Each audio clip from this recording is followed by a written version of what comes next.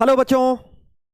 कैसे हो बेटा तुम सब लोग? क्या हाल चाल है आप लोगों के बेटा अर्जुना जेई बैच में? आई होप सब लोग बेटा बढ़िया हैं, मजे में हैं, और मेरी आवाज आप लोगों तक बेटा पहुंच रही है और मैं आपको दिखाई भी दे रहा हूं।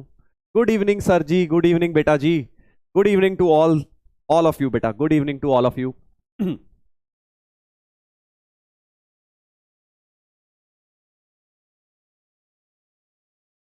All good sir, very good बेटा, वेरी गुड। हाँ, हाउ आर यू? मैं भी बढ़िया हूँ बेटा, बिल्कुल बढ़िया हूँ, बिल्कुल मजे में है। अपनी कंटिन्यूएशन में करेंगे आज हम लोग अपना स्ट्रेट लाइंस आगे बढ़ेंगे जैसा कल पढ़ा था हमने। आज के लेक्चर में और भी मजा आने वाला है। चलिए, डीपीपी कंप्लीटेड, वेरी गुड बेटा। डीपीपी 2 और 3 आई होप दोनों मिल गई हैं अब आप लोगों को।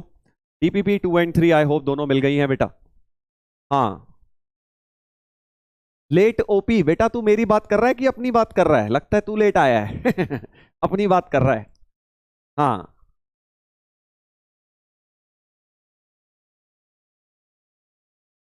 चलिए, वेरी गुड, वेरी गुड, शाबाश। यस सर, दोनों मिल गई हैं, वेरी गुड वेरी गुड, दोनों मिल गई हैं। तो डीपीपी नंबर 2 में हमारा लोकस के क्वेश्चंस थे। डीपीपी नंबर 3 में बेटा हमारे क्वेश्चंस थे अपने स्ट्रेट लाइंस की वेरियस फॉर्म्स के। अच्छा आ गया एक। हम्म। चलिए, तो स्टार्ट करें। डीपीपी 2 टफ थी सर, डीपीपी तो टफ थी। अब थोड़ा लेवल बढ़ाएंगे कि या फिर बिल्कुल बेटा बेसिक बेसिक चलते रहें? थोड़ा तो लेवल बढ़ाएंगे ना। हाँ हाँ।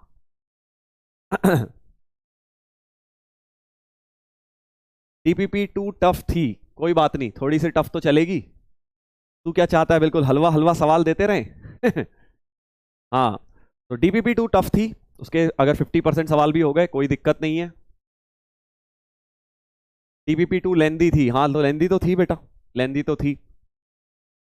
चलिए, तो अब आगे बढ़े, आगे बढ़े। आज की डीपीपी भी थोड़ी मुश्किल है, पहले ही बता रहा हूं तुम्हें। हाँ, तो अब थोड़ा सा लेवल तो बढ़ाएंगे ना यार, अब कोऑर्डिनेट ज्योमेट्री में 4 लेक्चर्स अपने हो गए हैं। हाँ,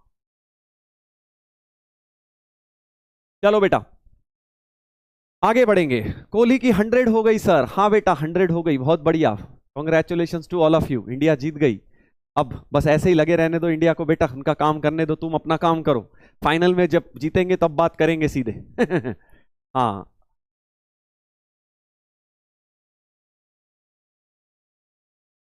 चलिए, तो स्टार्ट करें भाई, सब स्टार्ट करें, सब लोग रेडी हैं? फुल जोश में, बिल्कुल फुल एनर्जी के साथ। क्या सब लोग बेटा रेडी हैं आगे बढ़ने के लिए स्ट्रेट लाइन में? जल्दी से मुझे लिख के बताओ चैट पे कि सर हम रेडी हैं, हम रेडी हैं सर आज के लेक्चर में आगे बढ़ने के लिए। हम्म।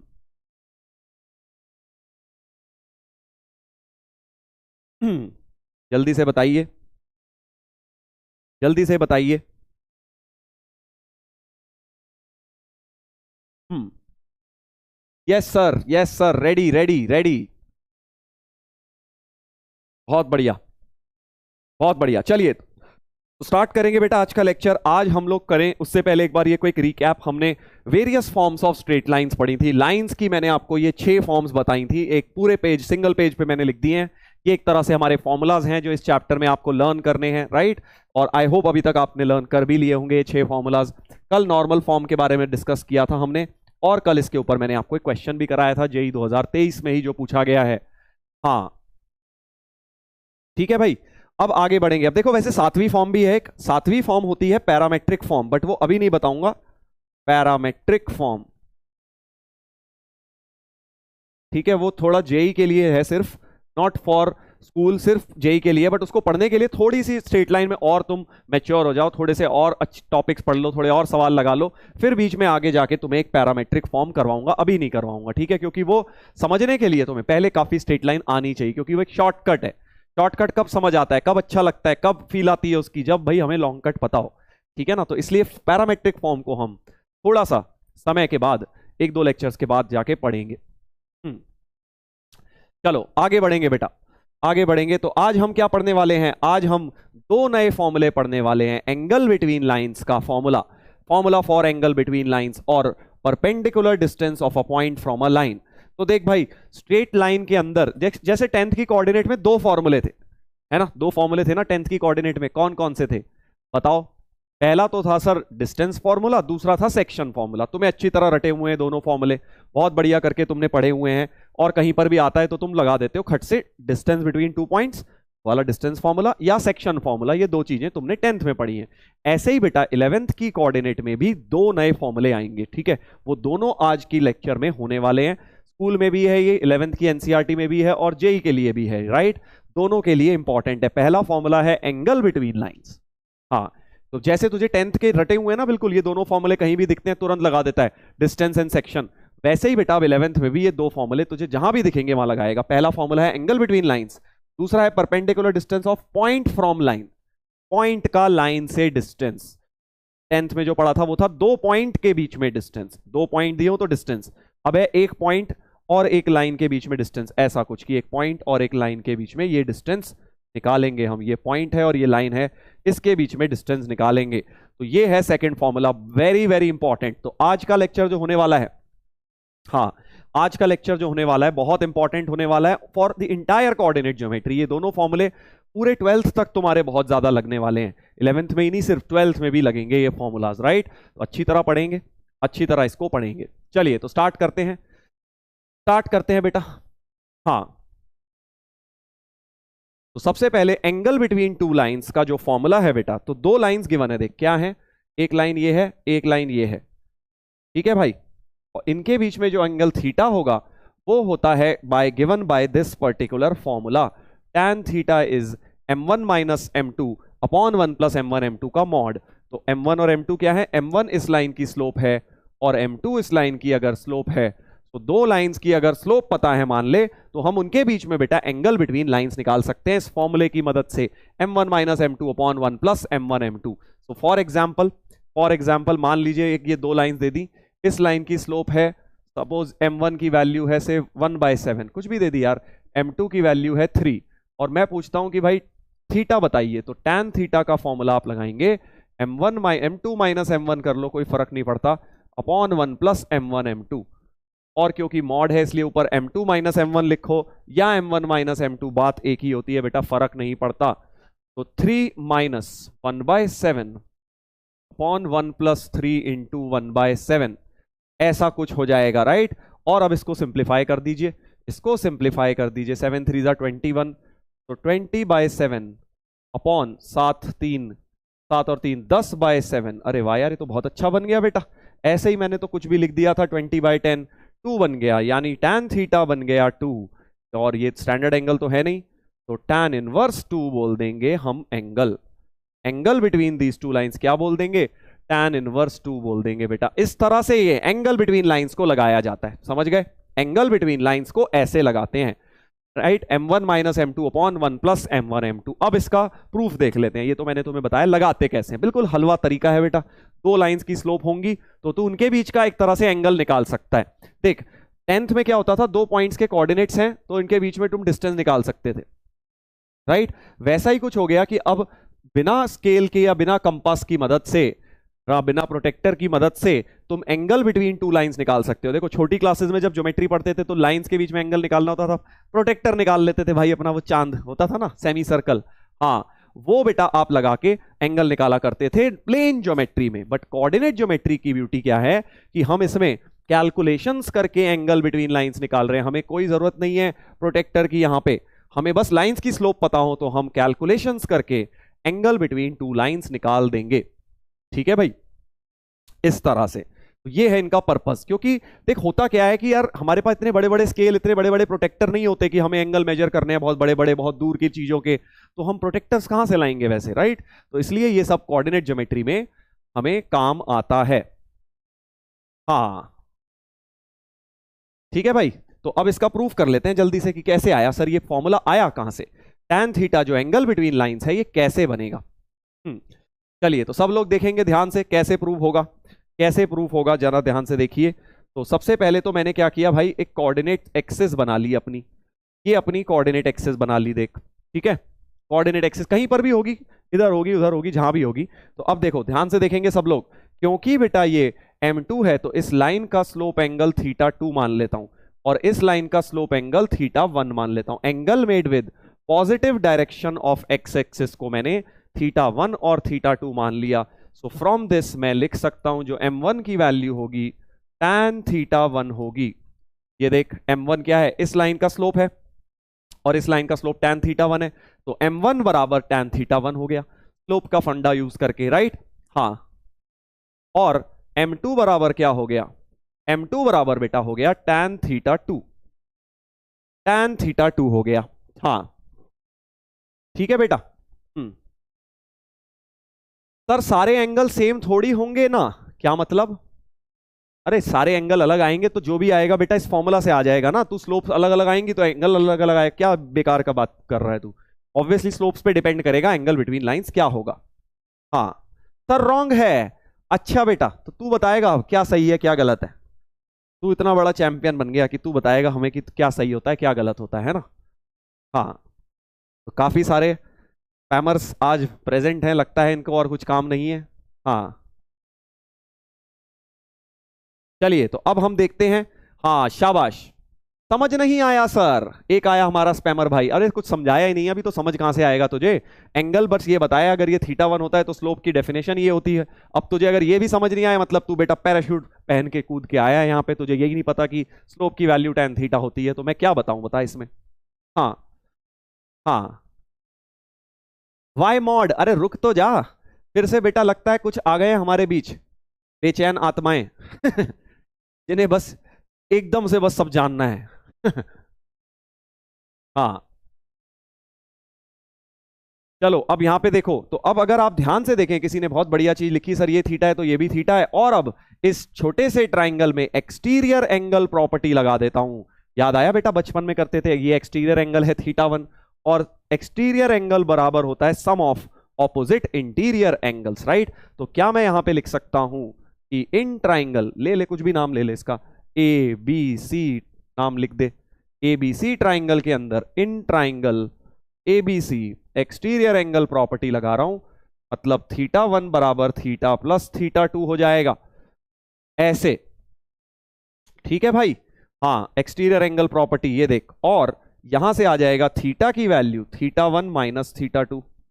अब एक ध्यान से बात सुनो, थीटा की वैल्यू आई थीटा 1 माइनस थीटा 2, अब देखो उल्टा भी तो हो सकता था, थीटा 2 मैंने क्योंकि यहां देखो इस वाली को एक्यूट माना हुआ है, राइट, तो जरूरी थोड़ी है कि थीटा 1 ही बढ़ाओ भाई, होस क्योंकि मैंने यहाँ थीटा 1 को बड़ा मान लिया, अगर तुम फिगर में देखो ऑब्ट्यूज एंगल थीटा 1 को मान लिया है तो ये बड़ा मान लिया मैंने, थीटा 2 को मैंने छोटा माना है क्योंकि एक्यूट माना है। उल्टा भी तो हो सकता था कि भाई थीटा 2 बड़ा एंगल होता थीटा 1 छोटा होता, तो इसीलिए यहां पे मॉड लगा देंगे, क्योंकि हमें नहीं पता थीटा 1 बड़ा है या थीटा 2 बड़ा है बेटा, तो या तो थीटा 1 माइनस थीटा 2 आएगा या थीटा 2 माइनस थीटा 1, इसलिए हमने इसमें मॉड लगा दिया। और अब बेटा दोनों तरफ टैन ले डाल, दोनों तरफ टैन ले डाल, तो टैन थीटा हो जाएगा mod tan theta 1 minus theta 2, और tan A minus B, trigonometry की याद आ गई होगी, tan A minus tan B upon 1 plus tan A tan B, ठीक है बेटा ऐसे। और अब क्या करेंगे लास्ट में जाके टैन थीटा 1 की जगह तो m1 डाल दें यहां, और मॉड भी था बाहर है ना, और टैन थीटा 2 की जगह m2, तो m1 minus m2 mod m1 minus m2 upon 1 plus m1 m2, formula बेटा हो गया प्रूफ, फॉर्मूला हमारा जबरदस्त तरीके से हो गया प्रूफ, ठीक है बेटा। हाँ तो सिंपल सा प्रूफ है, tan a माइनस बी का कॉन्सेप्ट लग गया, एक्सटीरियर एंगल प्रॉपर्टी लग गई इस ट्राइंगल के अंदर, exterior angle is equal to sum of interior angle होता है, ये बचपन में पढ़ाते हैं तुम्हें याद होगा, ऐसे ये फॉर्मूला प्रूव होता है। मॉड क्यों आया अब आई थिंक समझ आ गया, क्योंकि बेटा ये वाली जो चीज थी, ये वाली जो चीज थी क्या नाम है इसका, ये कौन सा एंगल बड़ा है हमें पता नहीं, थीटा 1 माइनस थीटा 2 है या थीटा 2 माइनस थीटा 1 भी हो सकता था, इसलिए हमने मॉड लगा दिया। तो ये जो फॉर्मूला है, बहुत इंपॉर्टेंट बात बोलने जा रहा हूं मैं, ये जो फॉर्मूला है बेटा ये क्या देता है, क्योंकि मॉड लगा हुआ है ये हमेशा tan थीटा को पॉजिटिव देगा, देख मॉड लगाए तो tan थीटा पॉजिटिव आएगा, हाँ सर, और tan थीटा पॉजिटिव का मतलब ये एंगल हमेशा एक्यूट एंगल देगा, नेगेटिव तो आएगा नहीं, तो ऑब्ट्यूज वाला एंगल नहीं देगा, मतलब ये फॉर्मूला आपको it always gives acute angle between two lines. तो कहने का तात्पर्य ये है भाई कि जो दो लाइंस के बीच में देख, अगर परपेंडिकुलर लाइंस नहीं है, अगर परपेंडिकुलर लाइंस नहीं है जैसे यहां थी, तो एक एंगल एक्यूट होगा, जैसे फिगर में देख सकते हो ये वाला एक्यूट लग रहा है और ये ऑब्ट्यूज लग रहा है। तो तुम्हें इस फॉर्मूले से हमेशा एक्यूट वाला मिलेगा, क्योंकि tan थीटा पॉजिटिव मिलेगा, तो हमेशा एक्यूट वाला एंगल ही मिला है। देखो ये कुछ एक्यूट वैल्यू है, 90 से कम आएगा ये एंगल। सर ऑब्ट्यूज निकालना हो तो 180 माइनस दिस कर दियो यार। ऑब्ट्यूज एंगल क्या हो जाएगा, 180 में से ये एंगल माइनस, तो ऑब्ट्यूज हो जाएगा। तो इस फॉर्मूले से बेटा हमें, हाँ इस फॉर्मूले से हमें क्या मिलेगा, acute angle between the two lines मिलता है। ये बात हमेशा ध्यान रखेंगे, क्योंकि मॉड लगा है तो tan थीटा पॉजिटिव आ जाएगा, और tan थीटा पॉजिटिव आने का मतलब वो हमेशा आपको एक्यूट एंगल ही देने वाला है।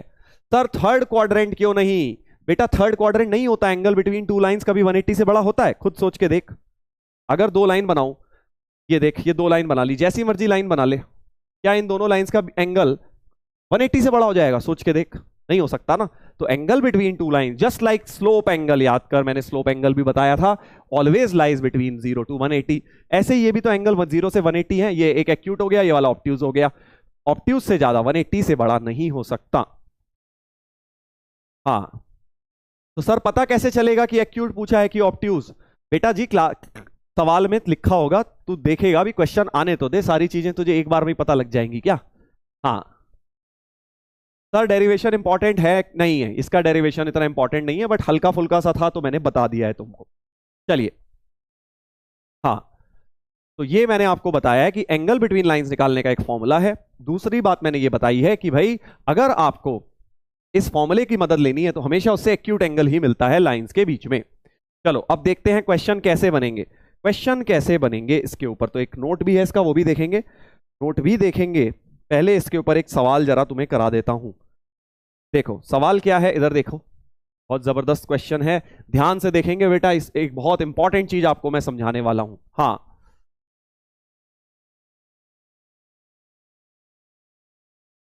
सर आप परेशान मत हो, वी आर विद यू।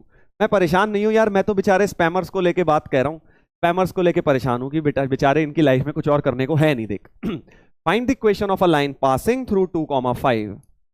2,5 से एक लाइन पास करती हुई बनानी है, ठीक है सर, जो कि इस लाइन के साथ 45 डिग्री एंगल बनाती है। ठीक है, देख रहा है क्या फंडा है, बेसिकली कह रहे हैं कि भाई एक लाइन है, उसके साथ हमारी लाइन 45 डिग्री बना रही है।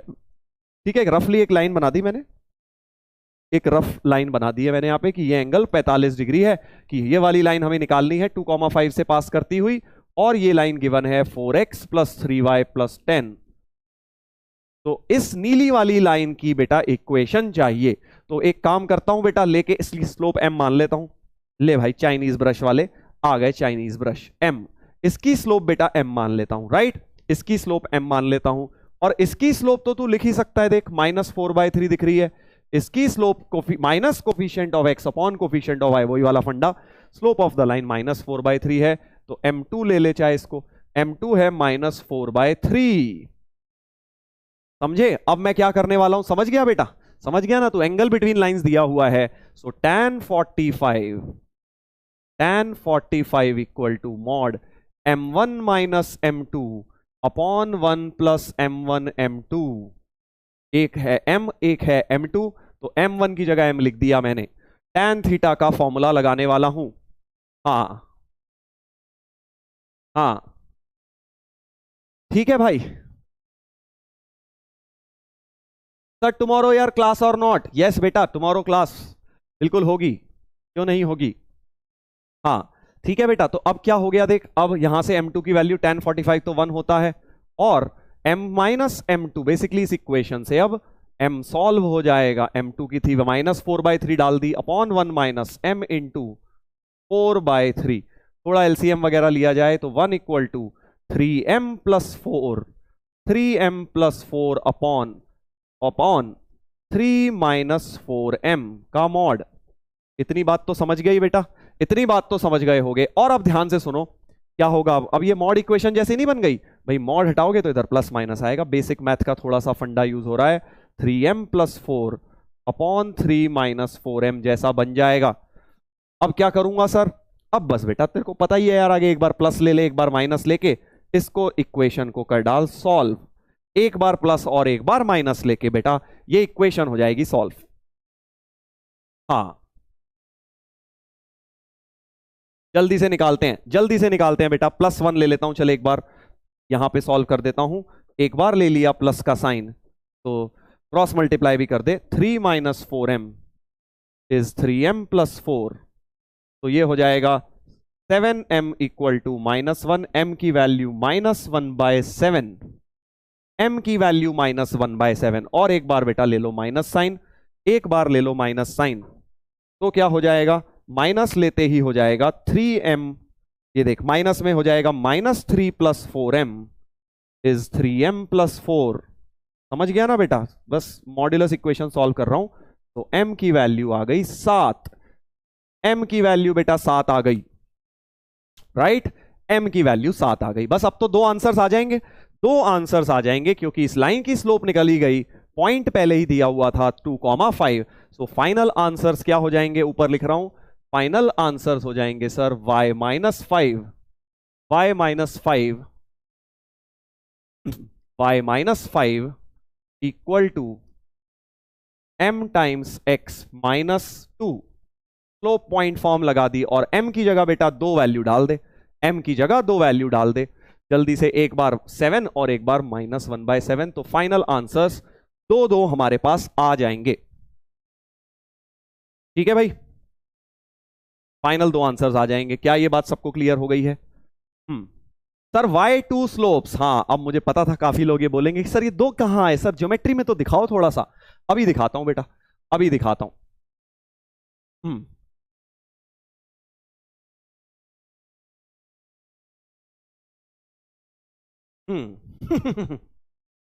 एक लिख रहा है सर लगता है आज स्पैमर्स को सैलरी मिल गई है इसीलिए इतने सारे आ गए हैं हो सकता है बेटा, सही बात करी है तूने, क्वाइट पॉसिबल, बट कोई बात नहीं, आने दे, हम इनको अलाउ नहीं करेंगे बेटा अपना टाइम बर्बाद करने का। So let's ignore them, best चीज यही है कि इन्हें इग्नोर मारो। हाँ क्या ये बात समझ आ गई है? अब देख मैं तुम्हें ये दिखा रहा हूं ज्योमेट्रिकली कैसे दिखेंगे, ज्योमेट्रिकली ये लाइंस कैसी दिखेंगी। दो आंसर निकाल लोगे ना बेटा, एक बार m को डाल लियो यार। अब क्या निकाल के दिखाऊं, चल दोनों आंसर लिख देता हूं, 7 एक बार यहां लिख ले, सिंप्लीफाई कर लेना, और एक आंसर हो जाएगा -1/7 यहां लिख ले और इसको सिंप्लीफाई कर लेना। दो आंसर्स तुम्हारे पास मिल जाएंगे बेटा। ठीक है, ऐसे क्वेश्चन ध्यान रखने हैं। तो जब भी एंगल बिटवीन लाइंस दिया हो हमेशा इस फॉर्मूले की तरफ जाने की कोशिश करो, स्लोप मिल जाएगी वहां से, राइट। अब देखो दो आंसर्स कैसे आ रहे हैं, देखो दो लाइंस होंगी ऐसी, ऐसी बेटा दो लाइंस होंगी जो 2,5 से, एक लाइन देख ऊपर की तरफ ऐसे 45 बना रही है, एक ये भी तो लाइन हो सकती है, एक ये भी तो लाइन हो सकती है, ये देख जो एक्चुअली 45 डिग्री बना रही है, एक्चुअली 45 डिग्री बना रही है इस लाल वाली लाइन के साथ। तो ऐसी दो लाइंस पॉसिबल हैं देख, जो 2,5 से पास कर रही हैं और जो इसके साथ भी 45 बना रही है और इसके साथ भी 45 डिग्री बना रही है। ठीक है भाई, तो ये ज्योमेट्रिकली आपको दिख रही हैं दो नीली लाइंस ऐसे बन रही हैं, जो गिवन लाइन लाल लाइन के साथ ये भी 45 बना रहा है, ये भी 45 बना रहा है, ऐसे ऐसे बेटा। ठीक है ऐसे, तो ये है इसका फॉर्मूला, इसका फॉर्मूला इस तरह से लगाना है। अब ये वो क्वेश्चन तो आपको समझ आ गया होगा। अब मैं इससे मिलता जुलता एक बहुत सिमिलर तुम्हें क्वेश्चन करा रहा हूं और बहुत प्यारा फंडा तुम्हें दिखा रहा हूं, देखो क्या। हाँ सर ये दोनों परपेंडिकुलर भी होंगी, हाँ कह तो यही रहा है फॉर्मूला, अभी देखो उसको सब समझाऊंगा, अभी सब कुछ आएगा, सब आएगा, बस 10 मिनट दो मुझे। ठीक है, इस क्वेश्चन को पहले अच्छी तरह समझ लो, फिर मैं तुम्हें अब इसका एक छोटा जुड़वा भाई दिखाऊंगा इसी क्वेश्चन का, और उसमें एक बहुत प्यारा कॉन्सेप्ट तुम्हें सिखाऊंगा। ठीक है, हाँ हाँ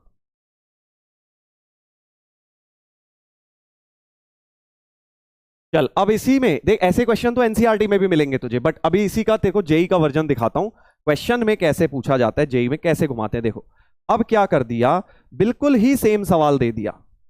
देख पिछली बार क्या था, पिछली बार क्या था कि ये 2,5 से एक लाइन निकालनी थी, बिल्कुल सेम फिगर बना रहा हूं, 2,5 से एक लाइन बनानी थी जो कि हमारी एक गिवन लाइन के साथ, हमारी एक गिवन लाइन के साथ पहले 45 डिग्री बना रहा था ये एंगल पहले 45 बन रहा था, राइट। अब वो कह रहा है कि ये एंगल 45 नहीं है, tan इनवर्स 3/4 है, मतलब अगर ये थीटा है तो tan थीटा तुम्हें दिया हुआ है 3/4। सर ये क्या बात हुई, डेटा ही तो चेंज हुआ है। अभी देख बेटा, डेटा चेंज होने से क्या हो जाएगा, देखते हैं क्या हो जाएगा। देख, तो इसकी स्लोप तो फिर से वही -4/3 है, सेम लाइन है, देखिए वाली भी सेम लाइन है, तो इसकी स्लोप m2 तो वही है, m इसको मान लिया। ठीक है, तो बेसिकली सेम फॉर्मूला लगा दो, बस यहां tan 45 tan थीटा की जगह बेटा अब मैं 3/4 करूंगा, समझा। सो tan थीटा फिर से same formula, m1 m minus m2 upon 1 plus m1 m2, और tan थीटा की जगह इस बार 3/4 डाल लूंगा, m plus 4/3 upon 1 plus 1 minus 4m/3 का मॉड। एलसीएम ले लीजिए, 3/4 equal to 3m plus 4 upon 3 minus 4m हो जाएगा। ऐसा कुछ हो जाएगा बेटा, ऐसा कुछ हो जाएगा, ठीक है ना भाई। हाँ, इस तरह का कुछ बन जाएगा। अब क्या करें बताओ। तो बेटा देखो, इसमें क्या होगा फाइनली, इसमें क्या होगा, हाँ सर 2,5 होगा, हाँ चल 2,5 लिख देता हूं यार, ले यार 2,5 था राइट, फर्क कुछ नहीं पड़ा हमारी कैलकुलेशंस में, 2,5 ही रहेगा बेटा, वो 2,5 ही रहेगा। हाँ अब ठीक है, अब जरा ध्यान से देखो बेटा, जैसे ही ये मॉड हटेगा प्लस माइनस आएगा, फिर से एक बार जब प्लस साइन ले लूंगा तो क्या हो रहा है, 3m plus 4 upon 3 minus 4m, cross multiply किया 9 minus 12m equal to 12m plus 16, 12m minus 7 equal to 12m minus 7 equal to 12m, sorry 24m, यानी m की वैल्यू -7/24। अब आई थिंक तुम समझ गए खेल क्या हो रहा है। जैसे ही माइनस साइन लूंगा, जैसे ही माइनस साइन लूंगा, हाँ क्या हो रहा है बेटा जी, माइनस लेने पे सर क्या हो रहा है, 3m प्लस 4 को जब 4 से मल्टीप्लाई, यहां पे माइनस ले लिया अगर, -3/4 equal to 3m plus 4 upon 3 minus 4m, जैसे ही लिया और क्रॉस मल्टीप्लाई किया तो -m plus 12m equal to 12m plus 16 हो गया। सर ये क्या हो गया, सर ये क्या हो गया, हमारे को तो बहुत बहुत बुरा लगा सर, m ही कैंसिल आउट हो गया। तो हो क्या रहा है, यहां m कैंसिल आउट हो रहा है, 16 इक्वल टू -9, ये क्या बेहुदा बात है। तो अब ऐसे में तुम क्या कह दोगे कि ठीक है सर क्या दिक्कत है, इस वाले को रिजेक्ट कर दूंगा मैं, इस वाले को रिजेक्ट कर दूंगा और यहां से आंसर ले लूंगा सर, है ना। तू यही सोच रहा है ना बेटा, यही सोच रहा है ना तू। हाँ सर मैं तो यही सोच रहा था, मैं तो यही सोच रहा हूं। हाँ तो ये अब तू खुद सोच, ये क्या हो गया यार, मतलब अब एक ही लाइन आएगी। अब थोड़ा लॉजिक लगाते हैं, क्या एक ही लाइन आएगी यार। अब तुम्हारा एक आंसर रिजेक्ट हो रहा है, एक स्लोप आ रही है, फिर से स्लोप पॉइंट फॉर्म लगाऊंगा तो एक ही लाइन बनेगी। तो कॉमन सेंस अगर हम लगाएं, कॉमन सेंस लगाएं तो यार एक लाइन कैसे आ सकती है। देख पिछले क्वेश्चन में 2 लाइनें आ रही थी, मतलब ये एंगल को चेंज कर दूंगा 45 से कुछ, तो एक ही लाइन रह जाएगी, ऐसा थोड़ी हो सकता है यार। मतलब कॉमन सेंस तो यही कहता है ना, अगर 45 डिग्री 2 लाइनें ऐसे बना रही हैं तो 30 डिग्री भी ऐसी 2 लाइनें बनाएंगी, 40 डिग्री भी, कोई मर्जी एंगल ले लो, तुम्हारा सारे के सारे एंगल 2 लाइंस को बनाना चाहिए। हाँ तो ऐसे में क्या होगा बेटा, ध्यान रखना, बहुत बहुत इंपॉर्टेंट बात बोलने वाला हूं, कि जब भी m की टर्म कैंसिल हो जाए, जब भी m की टर्म कैंसिल, देख स्लोप जो है ना, एक छोटी सी, इसमें एक छोटा सा ट्विस्ट होता है, क्योंकि स्लोप इन्फिनिटी भी हो सकती है, किसी चीज की स्लोप इन्फिनिटी भी हो सकती है। और खुद सोच, जब भी ऐसा हो जाए m की टर्म कट गई, तो एक बार तुम्हें उसे रिजेक्ट नहीं करना है, स्लोप को तुम्हें वहां पे इन्फिनिटी लेना है, या फिर नॉट डिफाइंड जो कहना है कह लो, क्योंकि इन्फिनिटी -9 और इन्फिनिटी +16 तो लगभग बराबर ही होता है ना भाई। तो इसलिए जब भी m की डिग्री कम हो रही है, कैंसिलेशन हो रही है, तो तुम्हें स्लोप को इनफाइनाइट भी लेना है वहां पे, समझ गया ना। इसका मतलब जो दूसरी लाइन हो रही होगी, एक्चुअली ये वाली जो लाइन आ रही होगी, ये होगी प्रेजेंट होगी, इसकी स्लोप इनफाइनाइट वाली लाइन होगी, ये वाली स्लोप इनफाइनाइट वाली लाइन होगी, ठीक है। तो जब भी कट जाए, बहुत इंपॉर्टेंट बात बोल रहा हूं, वेनेवर, तो कैसे इसको कब कब लेना है इन्फिनिटी। अब तुम्हारे दिमाग में यही आ रहा होगा कि सर कब कब इन्फिनिटी लूं, देख उसके लिए एक स्टेटमेंट लिख रहा हूं, ध्यान से समझिएगा उस स्टेटमेंट को। अगर तू स्टेटमेंट को समझ लिया तो तुझे समझ आ जाएगा कब कब स्लोप को मैं इनफाइनाइट भी लेता हूं। चलो तो स्टेटमेंट क्या कहता है, whenever, whenever degree of equation in m, degree of equation in m gets reduced, always consider, always take one slope as infinity, या नॉट डिफाइंड, जो बोलना है बोल ले, एक ही बात है, दोनों को हम एक ही बात बोल देते हैं यहां पे। हाँ ठीक है, तो आपको इन्फिनिटी कब लेनी है? जब भी जो इक्वेशन ऑफ एम है, ध्यान से सुनना भाई, degree of equation in M, M में जो भी तेरी इक्वेशन आई उसकी डिग्री कभी कम हो गई कैंसिलेशन की वजह से, degree of equation in M gets reduced due to cancellation, यहां लिख लो ड्यू टू कैंसिलेशन।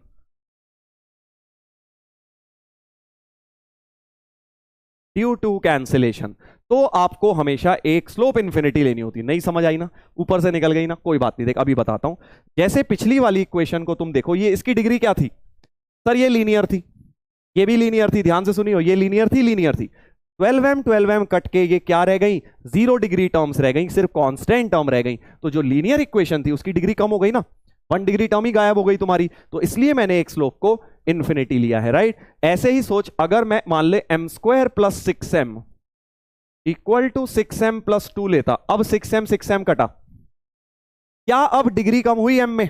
क्या अब m में डिग्री कम हुई? नहीं हुई बेटा, क्योंकि लीनियर टर्म कट के अभी भी जो क्वाड्रेटिक इक्वेशन थी, ये तो 2 डिग्री इक्वेशन थी ना, डिग्री तो हमेशा हाईएस्ट पावर डिटरमाइन करता है, तो हाईएस्ट पावर तो अभी भी प्रेजेंट है, तो यहां से तुम आराम से काट लोगे, यहां से कोई इन्फिनिटी का केस नहीं बनेगा, m² = 2 ओनली, यहां से आप कोई इन्फिनिटी नहीं लेंगे।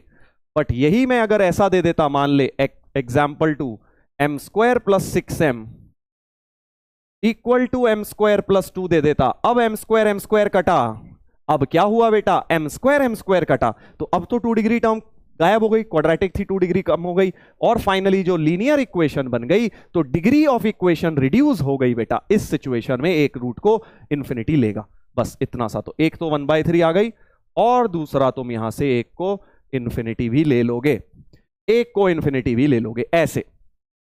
तो अगर कभी भी डिग्री कम हो रही है, तो देखिए लिखा हुआ है ऊपर लिखा हुआ है तुम्हारे लिए ये स्टेटमेंट की, कभी भी अगर degree of equation in M gets reduced due to cancellation, तो आपको एक स्लोप हमेशा इन्फिनिटी लेनी ही लेनी है, चाहे जो मर्जी डिग्री हो। देख, जरूरी नहीं है लीनियर हो, क्यूबिक भी हो जाए, मान ले m³ equal to m² + m³ आ रहा है, यहां से m³ कटा, 3 डिग्री कम हुई, क्वाड्रेटिक रह गई, तो यानी कि 1 डिग्री कम हो गई, तो m² तो 7 लोगे ही, या फिर m को इन्फिनिटी भी बोल दोगे एक बार, बस इतनी सी बात तुम्हें मैं बोल रहा हूं। बस जहां भी तुम देखो कि यार m में एक इक्वेशन है, तो और उसकी डिग्री कम हो रही है, तो वहां एक स्लोप को इनफाइनाइट कर दो।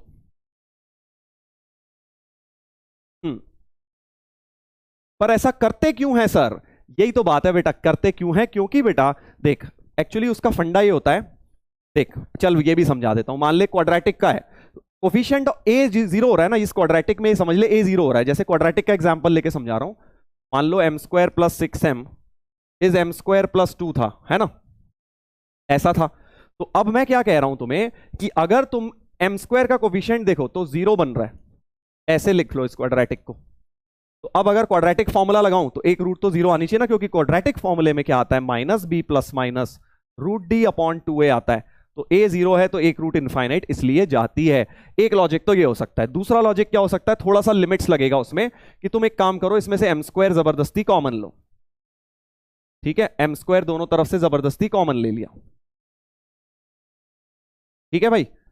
हाँ सर, अब देख, अगर मैं m² काट दूं, काट दीजिए सर, और साथ में m इंफिनिटी की तरफ ले जाऊं, तो क्या LHS RHS बराबर नहीं हो गए? सोच, क्योंकि 6/∞ ये तो लगभग 0 ही हो गया। m अगर इनफाइनाइट जाएगा तो 6/m क्या हो जाएगा? 0 की तरफ जाएगा।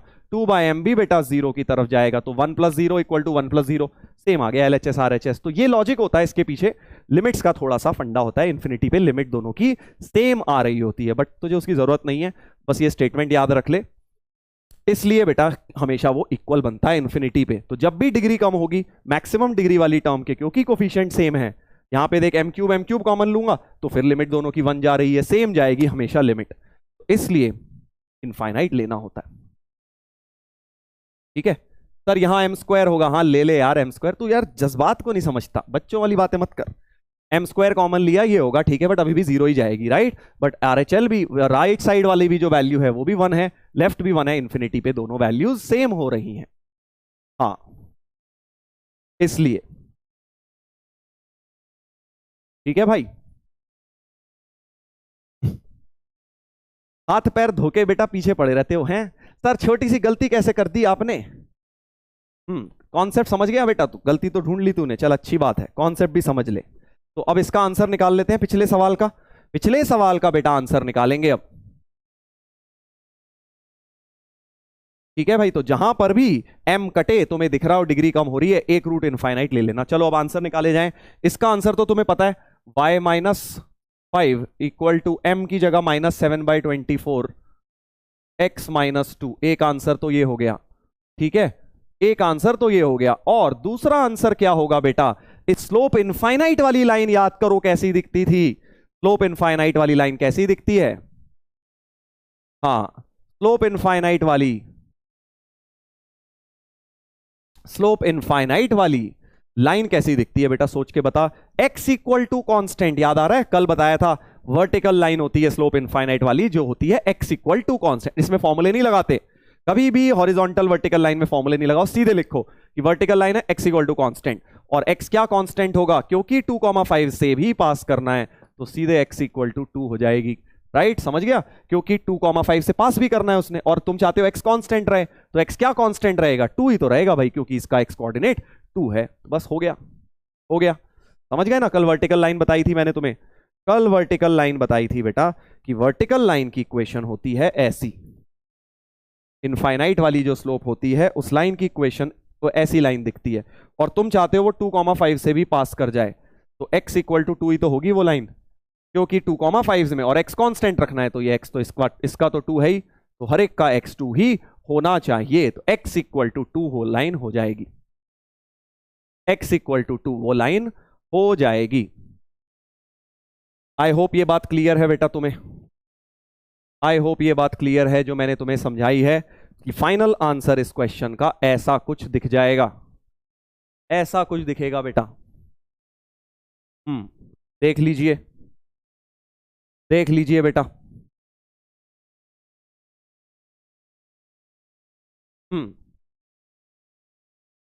Sir why not Y constant, जा बेटा पिछली लेक्चर पढ़।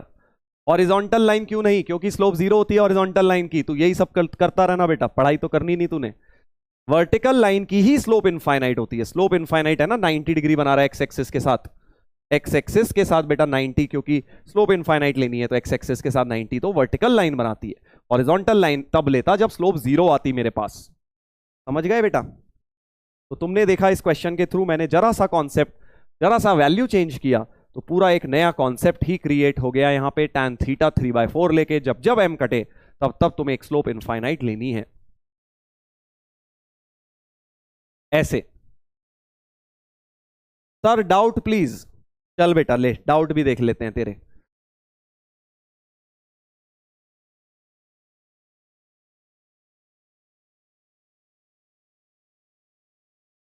सर ये थोड़ा समझ नहीं आया कि सर हम इसमें 3/4 वैल्यू कैसे रख सकते हैं, ऐसे तो पिछले क्वेश्चन में हमें 45 रखना चाहिए। अरे मेरे जावाज इंसान, tan इनवर्स 3/4 दिया एंगल, तो tan थीटा की वैल्यू 3/4 हुई ना, एंगल बिटवीन लाइंस में tan थीटा होता है, tan थीटा 3/4 है। पिछले में 45 नहीं रखूंगा क्योंकि tan 45 रखना था मुझे 1, पिछले में एंगल डायरेक्टली डिग्रीज में दिया हुआ था, इस वाले में एंगल तेरे को tan इनवर्स 3/4, मैंने ये थोड़ी रखा है tan इनवर्स 3/4, मैंने तो 3/4 रखा है, इसके tan थीटा की वैल्यू रखी है। ये कैसी बात कर रहा है बेटा रुद्रा।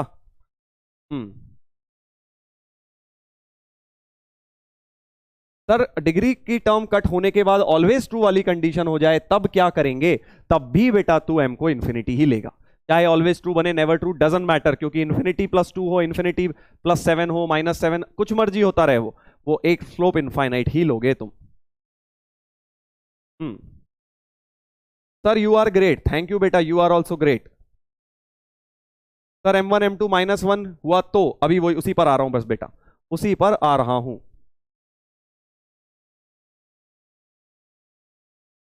ये देखो नया सम्यक जी ने एक नया फंडा बनाया बेटा, इन्फिनिटी ऐसे वर्क नहीं करती, इन्फिनिटी इन्फिनिटी को दोनों तरफ से कैंसिल नहीं करते।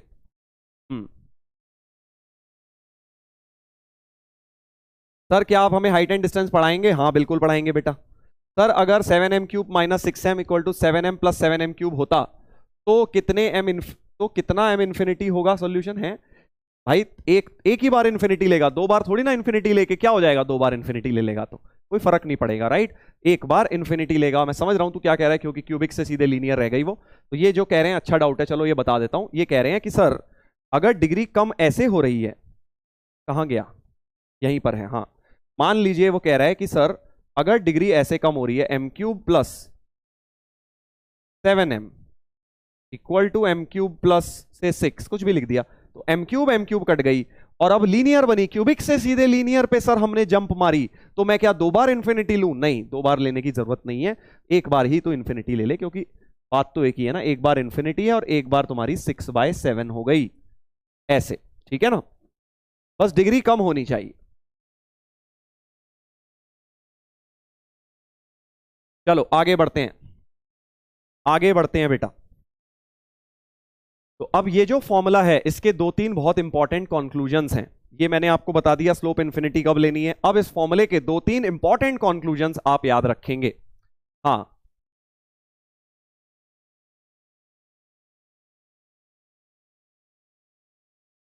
सर अगर इस लाइन में स्लोप 0 आ जाता तो y इक्वल टू 5 आता। हाँ बेटा बिल्कुल, अगर स्लोप 0 आ जाता तो एक लाइन हो जाती y इक्वल टू कॉन्स्टेंट, और क्योंकि 2,5 से पास करानी है तो y इक्वल टू 5 होता। बिल्कुल सही तू कह रहा है, अगर हो जाता तो, हाइपोथेटिकली। बट यहां x इक्वल टू कॉन्स्टेंट है तो इसलिए x इक्वल टू 2 बनेगा इस वाले क्वेश्चन का आंसर। क्या ये बात समझ गए हो? हाँ हाँ,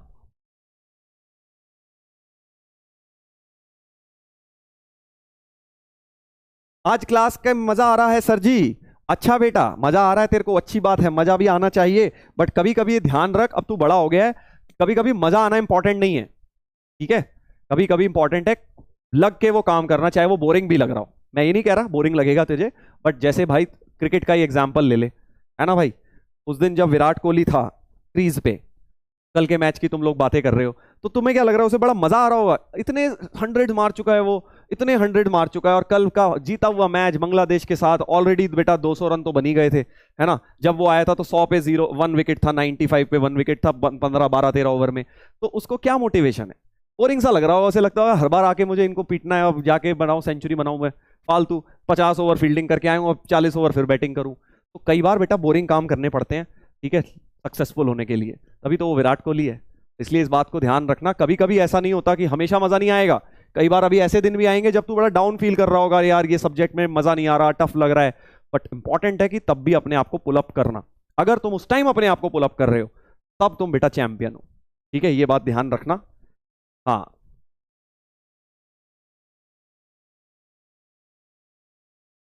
समझ गए बेटा? हाँ, अंपायर ओपी समझ गया बेटा तू क्या कहना चाहता है? हाँ,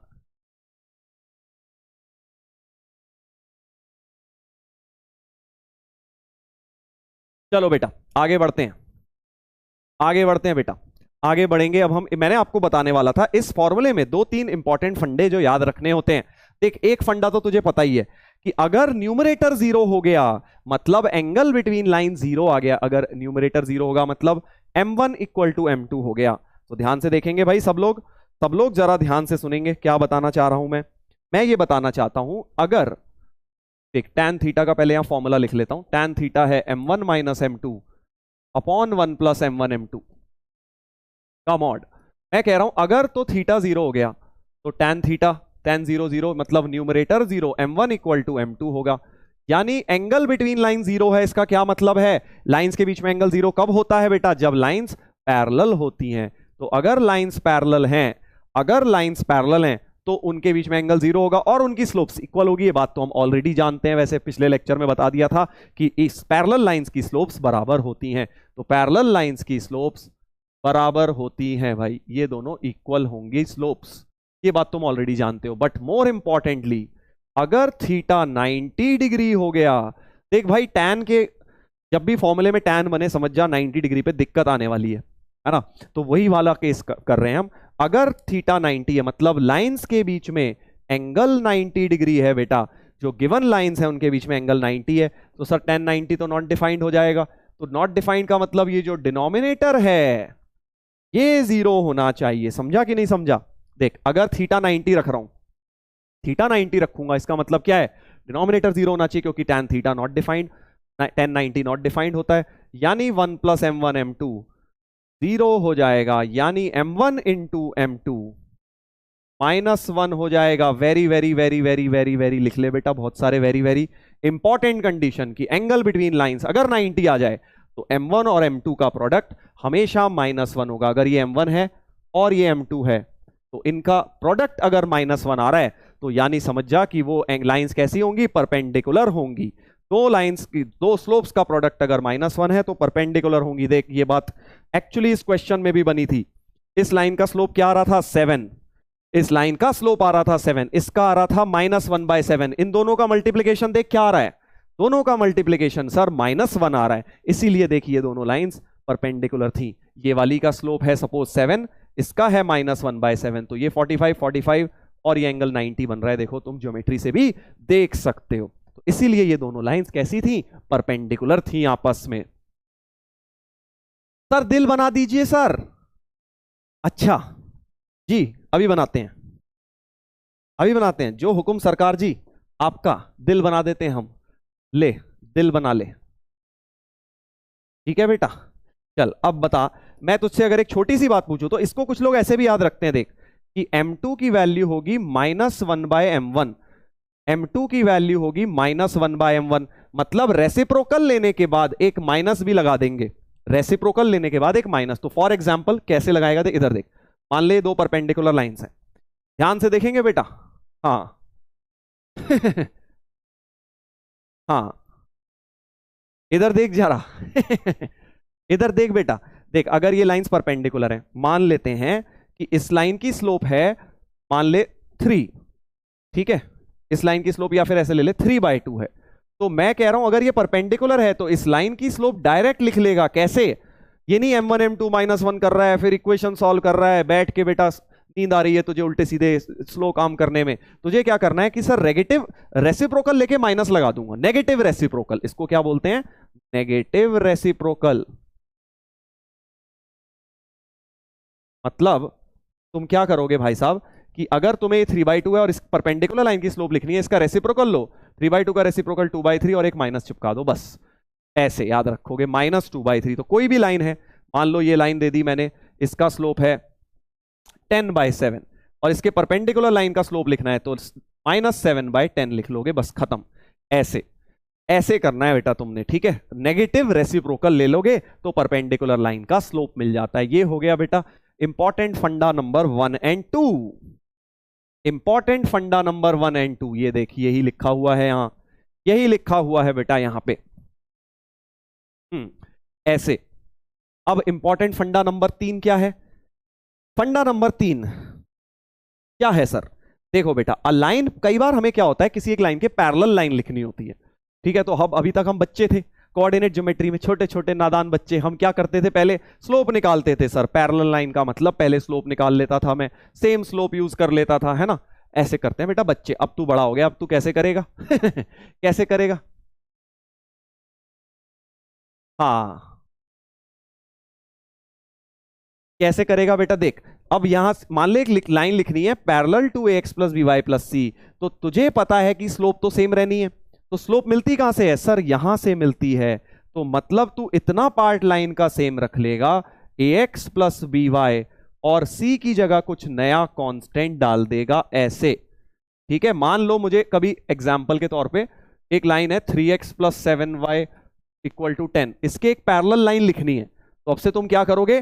3x + 7y तो सेम रख लोगे, 3x + 7y और = k लेट कर लोगे इसके पैरेलल लाइन। ऐसे, समझ गया? ऐसे करेंगे। जब भी पैरेलल लाइन निकालनी हो, खट से x और y वाला पार्ट सेम रख के बस कांस्टेंट पलट दे, तो वो लाइन हमेशा क्या हो जाएगी? पैरेलल हो जाएगी। अब से ये नहीं करना है, अब से ये नहीं करना है कि बैठ के पहले स्लोप निकाल रहे हो, फिर वो स्लोप यूज कर रहे हो आगे भी, फिर स्लोप पॉइंट फॉर्म लगा रहे हो। नहीं, तुम सीधे खट से पैरेलल लाइन को ऐसे मानोगे। हाँ, पैरेलल लाइन को ऐसे मानोगे।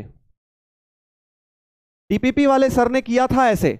अबे डीपीपी वाला सर तो मैं ही हूं, तू लगता है उसमें मेरी शक्ल नहीं पहचान पाता? मैं ही तो बेटा तेरे को देता हूं डीपीपी के सॉल्यूशन।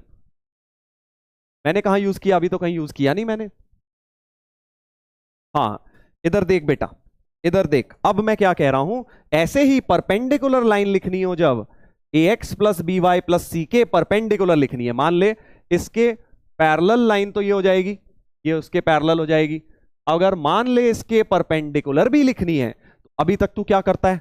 तू तो नादान बच्चा है बेटा, तू निकालता है पहले इसकी स्लोप -3/7, है ना, फिर कहता है सर हमारी वाली लाइन की 7/3 हो जाएगी सर, है ना, यही करेगा तू अभी तक जो मैंने पढ़ा है उसके हिसाब से, तो बेटा तू यही करेगा, है ना, कि भाई सर इसके परपेंडिकुलर लाइन लिखना चाहते हो, इसकी स्लोप तो सर -3/7 है, तो हमारी वाली लाइन की स्लोप 7/3 यूज कर लूंगा। मतलब ये भी एक फंडा है, बट डायरेक्ट भी तू लिख सकता है। कैसे? कि बेटा तू क्या करेगा, ए और बी को पलट दे, ठीक है, bx माइनस ए वाई प्लस सी कर दे, प्लस के कर दे कुछ। समझा क्या किया मैंने? कि x और y के कोफिशिएंट पलटे और एक में माइनस चिपका दे, बस इतना सा, ठीक है, इतना सा। कैसे? So for example 3x plus 7y equal to 10 के परपेंडिकुलर लाइन लिखनी है, तो तुम कैसे लिखोगे? ये लिखी थी मैंने पैरेलल लाइन, और अब मैं लिख रहा हूं परपेंडिकुलर, तो 7x minus 3y equal to के डैश कुछ लिख लो। ऐसे x और y के चेंज करो, एक में माइनस चिमका दो, तो देख इसकी स्लोप तो समझ रहा है ना, देख 7/3 आ गई इसकी स्लोप, 7/3 आ गई। सर माइनस इसमें लगा दूं तो इसमें भी लगा सकता है, किसी भी एक में माइनस लगा दे, किसी भी एक में माइनस लगा दे, और x और y के कोफिशिएंट इंटरचेंज कर दे।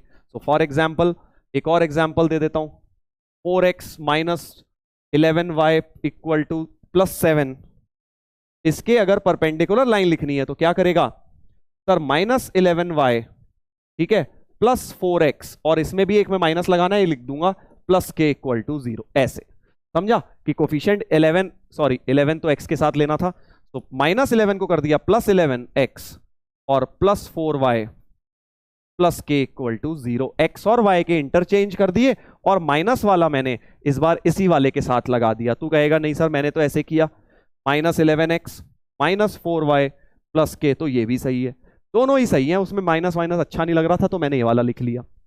ऐसे दोनों पैरेलल लाइन उसके परपेंडिकुलर लाइंस ही बन रही हैं। ऐसे सर के की कैसे वैल्यू आएगी? डेटा दिया होगा ना आगे सवाल में, भाई पैरेलल लाइन तो इसके इनफाइनाइट बनेंगी ना, इनफाइनाइट, तो तेरे को अपनी लाइन निकालने के लिए कुछ और दिया होगा आगे, तो वो तुम क्वेश्चन में करोगे, वो तो मैं तुम्हें अभी बस एक तरीका बता रहा हूं कि कैसे अप्रोच होना है। हाँ ऐसे 7x माइनस 3y, नहीं बेटा 7x माइनस 3y तो था सवाल में, तो अब तू क्या करेगा, अच्छा सॉरी इस वाले का बता रहा था तू, अच्छा ठीक है, 4x माइनस 11y को -11 इधर किया, और एक में कोफिशिएंट में माइनस चिपका दिया, चाहे 4 को माइनस कर दो या -11 को प्लस कर दो, एक ही बात है, दोनों ही सही हो गई। ऐसे के चाहे डिफरेंट कर लो, अब यहां के है तो यहां के डैश कर लीजिए, ओ के है तो बेटा यहां के डैश कर लो, ऐसे।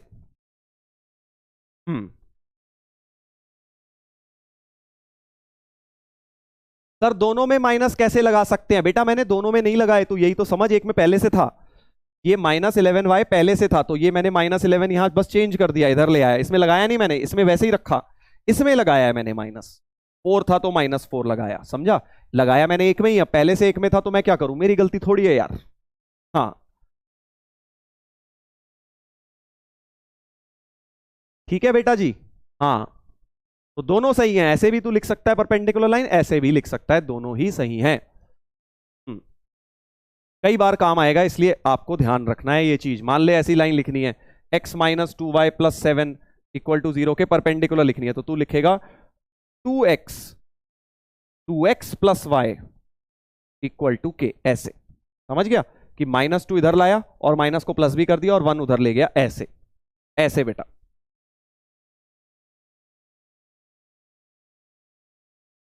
ठीक है,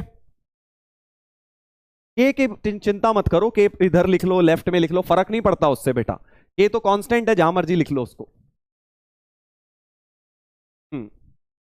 तो अभी सवालों में देखेंगे, तुम अच्छी तरह समझ जाओगे अब सवालों में जब इसको हम देखेंगे इन कॉन्सेप्ट्स को।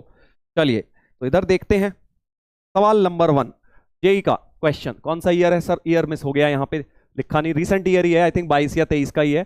Perpendicular bisector of line segment joining the point this and this. देख क्या बोल रहे हैं कि एक परपेंडिकुलर बाइसेक्टर निकालना है, किसका? Line joining this and this. What are this and this? Sir this is 1,4 and this is k,3। तो इन दोनों का जो परपेंडिकुलर बाइसेक्टर है उसका y इंटरसेप्ट दिया है -4। इसका क्या मतलब है बेटा जी? क्या मतलब हुआ इसका? y इंटरसेप्ट किसी भी लाइन का, तो इस परपेंडिकुलर बाइसेक्टर का y इंटरसेप्ट इस लाइन के PQ लाइन के परपेंडिकुलर बाइसेक्टर का y इंटरसेप्ट -4 है। मतलब ये 0,-4 से पास कर रही होगी लाइन। समझ गया ना? क्योंकि y इंटरसेप्ट पे x 0 होता है, तुझे पता है y इंटरसेप्ट पे x 0 होता है। तो अब मुझे क्या करना है? वैल्यू ऑफ k निकालनी है। वैल्यू ऑफ k निकालनी है, तो अब बताओ क्या करूंगा? क्या करूंगा बेटा? कैसे निकाला जाए?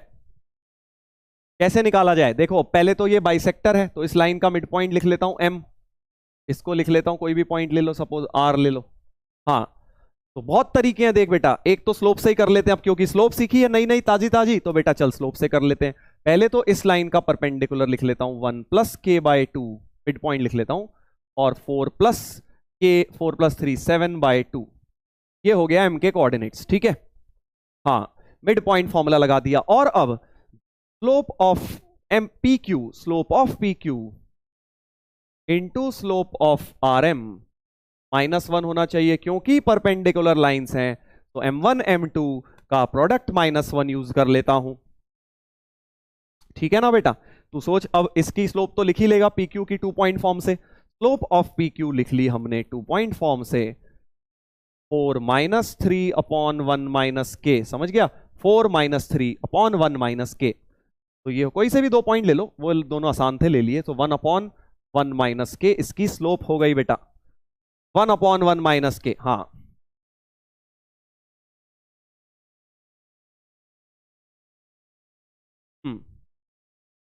अब क्या करूं? स्लोप ऑफ RM भी निकाल लेता हूं। स्लोप ऑफ RM में 2 पॉइंट फॉर्म फिर से लगा दो। 7/2 - -4, तो 7/2 + 4 y2 - y1/1 + k/2 -0। समझ गए भाई साहब? तो सिंप्लीफाई कर लो, 8 7 15/1 + k, बाई 2 कट गया। अब इन दोनों का मल्टीप्लीकेशन उठा के -1 डाल देता हूं।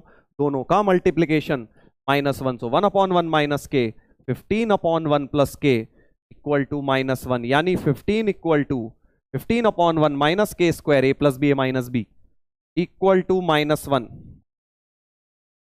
यानी 15 इक्वल टू k स्क्वायर -1। तो k स्क्वायर बराबर 16, k इक्वल टू +-4 आ गया। -4 दिया है ऑप्शन में, तो -4 हो गया आंसर। आंसर हो गया बेटा -4 +4 दोनों सही है आंसर, बट हमें एक ही दिया है, तो हमने निकाल लिया सी ऑप्शन इसका आंसर होना चाहिए। ऐसे तो स्लोप की मदद से मैंने सॉल्व कर दिया, ये सवाल मैंने स्लोप की मदद से सॉल्व कर दिया। देख लीजिए परपेंडिकुलर बाइसेक्टर। तो अब जहां भी तुम्हें 90 डिग्री दिखे ना, एक बार बेटा स्लोप M1 M2 -1 तूने जरूर सोचना है उसके अंदर। हाँ, जरूर सोचना है। सर डीपीपी का सॉल्यूशन नहीं मिला बेटा, फर्स्ट का तो मिल गया होगा, सेकंड का भी आज कर दूंगा, अभी वो भी मिल जाएगा, धीरे धीरे करके सारे दे दूंगा, डोंट वरी। हाँ, M1 M2 -1 का इस्तेमाल कर लिया है मैंने। चल एक और सवाल लगाते हैं, एक और सवाल लगाते हैं, एक और जेई का क्वेश्चन। तो आज थोड़े से पीवाईक्यू हम कर रहे हैं इतने दिनों बाद। हाँ,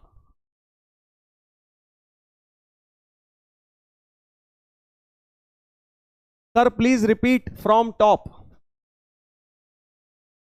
नहीं मिला सर? मिल गया होगा यार, 1 का तो तुम्हें कल ही मिल गया होगा। चलो मैं आज बात करता हूं, लेट क्यों मिलता है तुम्हें, चेक कर लेता हूं मैं, ठीक है। हाँ, तो मैं आपको दोबारा से रिपीट कर देता हूं। कुछ भाई हमारे कह रहे हैं सर रिपीट कर दो। देख, जब भी परपेंडिकुलर लाइंस दिख जाएं तुझे M1 M2 -1 लगाना है। इसकी लाइन की स्लोप लिख लेगा, के टर्म्स में लिख ली, देख ये लिखी है। इसको मैंने मिड पॉइंट लिख लिया सेक्शन फॉर्मूले से, और फिर इसकी भी स्लोप लिख ली 2 पॉइंट फॉर्म से, वो भी ऐसी आ गई। M1 M2 -1 कर दिया बेटा। ये तरीका सबसे आसान है इसको करने का। कोई बात नहीं, नहीं मिला तो फिर मिल जाएगा, मैं बोल दूंगा, सर को बोल दूंगा, वो पहुंचा देंगे आपके पास।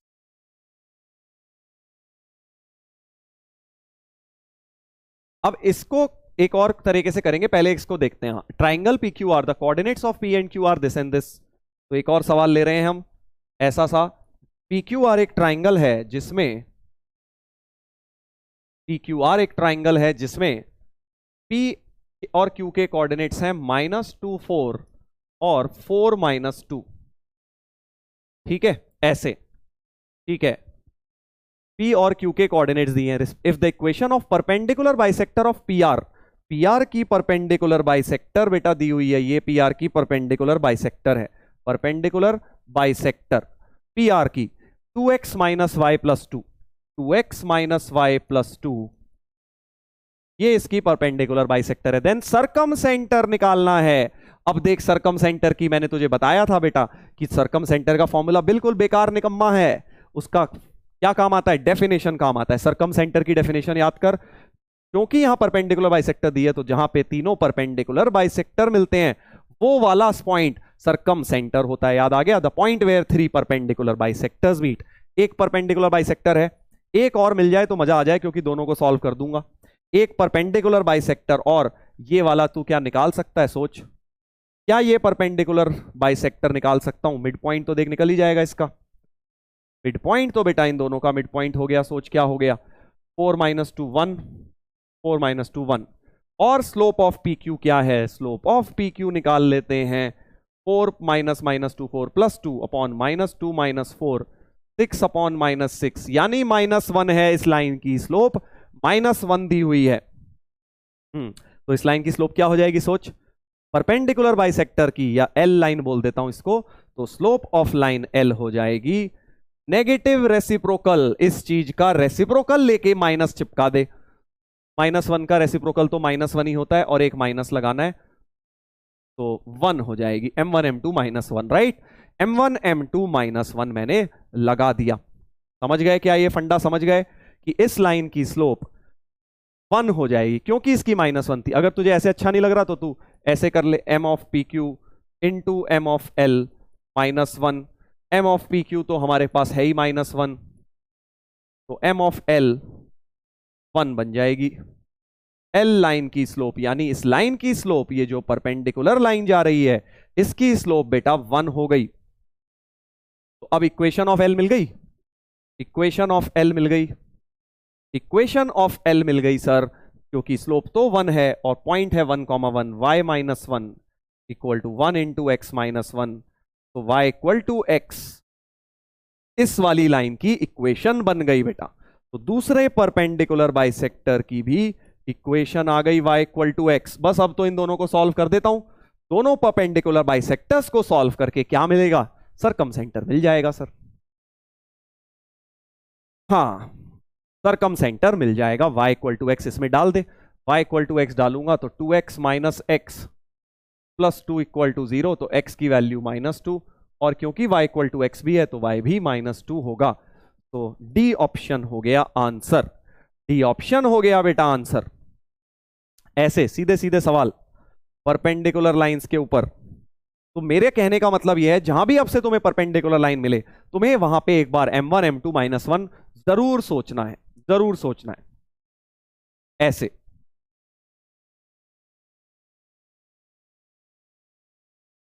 चलो एक और करेंगे, एक और करेंगे। क्या इतना क्लियर हो गया है आप लोगों को, आगे बढ़े? सर प्लीज रिपीट, क्या रिपीट करूं बेटा, देख, सरकम सेंटर क्या होता है पता है, दोनों परपेंडिकुलर बाइसेक्टर जहां मिलेंगे तीनों, तो एक तो दिया ही हुआ था उसने, मैंने एक और निकाल लिया। कैसे, इसका मिड पॉइंट लिखा, पॉइंट आ गया, इसकी स्लोप लिखी, इसकी स्लोप देखी -1 आई, तो m1 m2 -1 लगा के परपेंडिकुलर लाइन की स्लोप 1 हो जानी चाहिए। तो स्लोप भी आ गई, पॉइंट भी आ गया, स्लोप पॉइंट फॉर्म से इक्वेशन आ गई, इक्वेशन दोनों सॉल्व कर दी, ये वाला पॉइंट तुम्हारा सरकम सेंटर बन गया, बस हो गया। सर लास्ट स्टेप नहीं समझा, लास्ट स्टेप में बेटा दो लाइंस को सॉल्व किया है, लीनियर इक्वेशंस को सॉल्व करना नहीं आता क्या तुझे? y को x यहां डाल दे तो ये बन जाएगा, x, y निकाल लिया मैंने। कॉम्प्लिकेटेड लग रहा है सर थोड़ा सा, अभी रुक जा बेटा, अभी तो स्टार्ट किया है तूने, इससे ज्यादा आसान चीज कोई नहीं लगेगी तुझे पूरी क्लास 11th के एंड तक। हाँ, क्योंकि धीरे धीरे ही करके तो आएगी। पहली बार पढ़ रहा है, तुझे बहुत बार बता चुका हूं कि पेशेंस रखना सीखो। जब भी मैथ्स पढ़ रहे हो या कोई भी चीज कर रहे हो टफ लेवल की, तो बेटा इतने इंपेशेंट होके करोगे, पहली बार में ही जज कर लोगे कि टफ है आसान है, तो बेटा तुम कहीं नहीं पहुंचोगे। तुम्हें उसको समय के साथ चीजें आसान लगेंगी। सर हम कैसे सोचेंगे? अरे भी रुक तो जा यार, तूने अभी आज क्लास में पहला सवाल किया है, एक कॉन्सेप्ट बताया है, उसमें तू सोच रहा है हम कैसे सोचेंगे। ये थॉट अपना चेंज करो बेटा। जब तक तुम्हारा माइंडसेट ये रहेगा ना, तुम कुछ नहीं कर सकते लाइफ में, ट्रस्ट में कुछ नहीं कर पाओगे।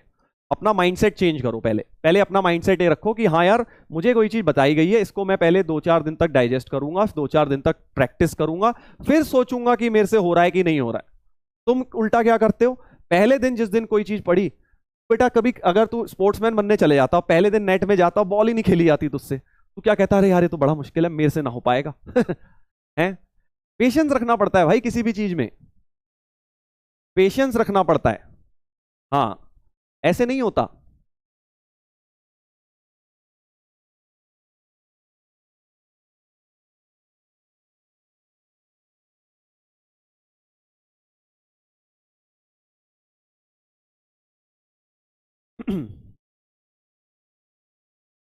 लर्निंग एटीट्यूड होना चाहिए, बिल्कुल सही बात।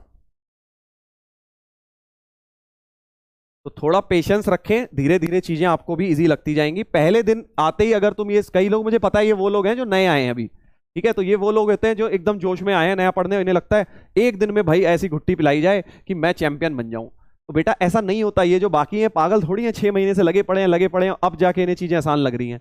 कुछ आता है कि मेरे को 6 दिन में ही मैं चैंपियन बन जाऊं। है, रोहित शर्मा का देखा था तूने बेटा, जब स्टार्टिंग में आया था क्या हाल हुआ था। 2008-9 में जब वो क्रिकेट खेलता था तो बेटा आउट ही आउट होता रहता था, और रविंद्र जडेजा को देखता छक्के ही छक्के खाता रहता था वो, फिर भी बेटा उसने गिव अप नहीं किया, लगे रहा, आज देख कैप्टन है इंडिया का और मैचेस जिता रहा है। तो यही चीज होती है। This is what is the most important thing in life. अगर आप पेशेंट हैं, आपके अंदर धैर्य है कि हाँ यार मैं मेहनत करूंगा, कोई दिक्कत नहीं है, समझ चाहे टफ भी लग रहा है, करूंगा करूंगा, वो जुझारूता होनी चाहिए। वो नहीं है तुम्हारे अंदर, तो फिर तो तुम्हारे अंदर कुछ कितना ही टैलेंट हो, कुछ नहीं कर पाओगे। थैंक्स टू धोनी सर, हाँ बेटा बिल्कुल सही बात।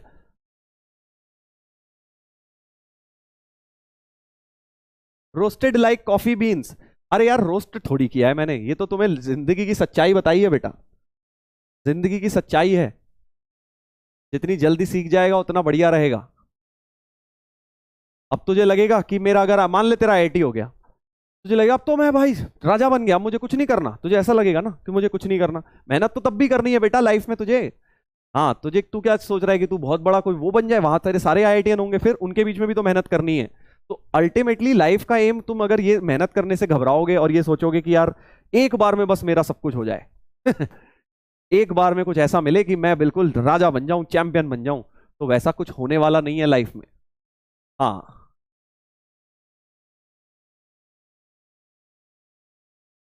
चलो भाई आगे बढ़ते हैं, आगे बढ़ते हैं। अगला सवाल लगाएंगे, एक और सवाल लगाएंगे। Orthocentre of triangle whose vertices are this this and this. चलिए, तो अब आपसे याद करिए, मैंने आपको एक बात बोली थी कि भाई ऑर्थो सेंटर निकालने का जनरल तरीका मैंने तुम्हें नहीं बताया था। जब हमने 4 सेंटर्स पढ़े थे तो मैंने तुम्हें ट्रिक मेथड्स बता दिए थे कि यार इक्विलैटरल ट्राइंगल हो तो क्या करना है, राइट एंगल हो तो क्या करना है, यूलर लाइन हो तो क्या है। मैंने ये नहीं बताया अगर तीनों ही ना लगे फिर क्या करना है, तो तीनों ही ना लगे तो ये करना है। अब देख क्या बोला गया है कि तीनों, एक ट्राइंगल दिया है जिसके वर्टाइसेस ये सब हैं, और एक क्वाड्रेटिक बतानी है जिसके रूट्स हैं ये अल्फा बीटा। अल्फा और बीटा निकालने हैं बेसिकली। अल्फा बीटा क्या है, ऑर्थो सेंटर। तो ऑर्थो सेंटर निकालने का जनरल तरीका अब हम सीख रहे हैं। ऑर्थो सेंटर का जनरल तरीका, general method for ortho centre. अब कुछ लोग यहां भी आते हैं कहने, अरे सर आप सर थ्योरी पढ़ा रहे हो क्वेश्चन के थ्रू। हाँ बेटा देख, जिस थ्योरी में फॉर्मूला है वो तो अलग से बता दी जाती है, बट जिस थ्योरी में एप्लीकेशन है वो क्वेश्चन के थ्रू ही होती है। इसलिए क्वेश्चन के थ्रू हम समझते हैं कि कैसे अप्लाई करेंगे ऑर्थो सेंटर को निकालना, एप्लीकेशन क्या है ऑर्थो सेंटर निकालने की। तो देख, ऑर्थो सेंटर एच का मतलब क्या होता है, जहां पे ऑल्टीट्यूड्स मिलते हैं, हाँ ऑल्टीट्यूड्स मिलते हैं, तो क्या तुम्हें एक बात समझ आ रही है कि ऑल्टीट्यूड ये वाली लाइन होगी जो परपेंडिकुलर टू बेस होगी। देख यहां भी परपेंडिकुलर आ गया। अब तू खुद सोचेगा, देख मैं तुझसे बस इतना सा पूछ रहा हूं, ऑल्टीट्यूड ए एच की इक्वेशन निकाल सकता है क्या? इक्वेशन ऑफ ए एच निकाल सकते हो क्या? अब तुम बताओगे मुझे। देखो उल्टा सोचो, ए एच की इक्वेशन निकालने के लिए पॉइंट तो है, स्लोप चाहिए सर इसकी। सर ए एच की स्लोप मिल जाएगी क्या? सोच के देख, हाँ सोच के देख बेटा, क्या ओ एच ए एच की स्लोप मिल जाएगी? हाँ सर, क्योंकि इसकी स्लोप तो पता है, 2 पॉइंट फॉर्म से स्लोप ऑफ बी सी मिल गई 3 - 1 upon 2 - 3 y2 - y1 upon x2 - x1, यानी -2 हो गई इस लाइन की स्लोप। इस लाइन की स्लोप -2 हो गई, तो इसकी स्लोप क्या हो जाएगी? हाफ हो जाएगी सर, समझ गया ना? सो स्लोप ऑफ ए एच सीधे सीधे हाफ लिखेगा, सीधे सीधे slope of A H half, क्योंकि इसका रेसिप्रोकल लेके माइनस लगा दिया, या m1 m2 -1 का फंडा यूज कर लिया। हाँ कुछ लोग कह रहे हैं कि सर मिड पॉइंट निकाल लो। ये मिड पॉइंट नहीं होगा बेटा, ये ऑल्टीट्यूड है। तू फिर पैराशूट पहन के आया है। ऑल्टीट्यूड जरूरी नहीं है कि बेस को बाइसेक्ट करे, जरूरी नहीं है, ये बात मैं तुम्हें फर्स्ट लेक्चर में ही बता चुका हूं। ऑल्टीट्यूड और परपेंडिकुलर बाइसेक्टर और मीडियन में फर्क बताए थे तुम्हें फर्स्ट सेकंड लेक्चर्स में, वहां गलती कर रहे हो तुम। अगर तुम्हें लग रहा है कि ये बाइसेक्टर होगा सर, इसका मिड पॉइंट निकाल लेता हूं, नहीं, मिड पॉइंट कहीं और होगा यहाँ कहीं टेढ़ी मेढ़ी लाइन होगी। मीडियन जरूरी नहीं है ना, मीडियन भी जरूरी नहीं है कि भाई तुम्हारी ऑल्टीट्यूड ही हो।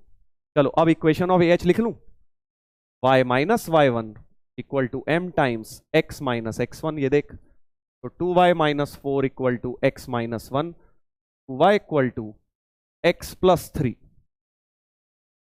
2y इक्वल टू x + 3 हो गई। ये क्या चीज हो गई? ये हो गई सर ए एच की इक्वेशन।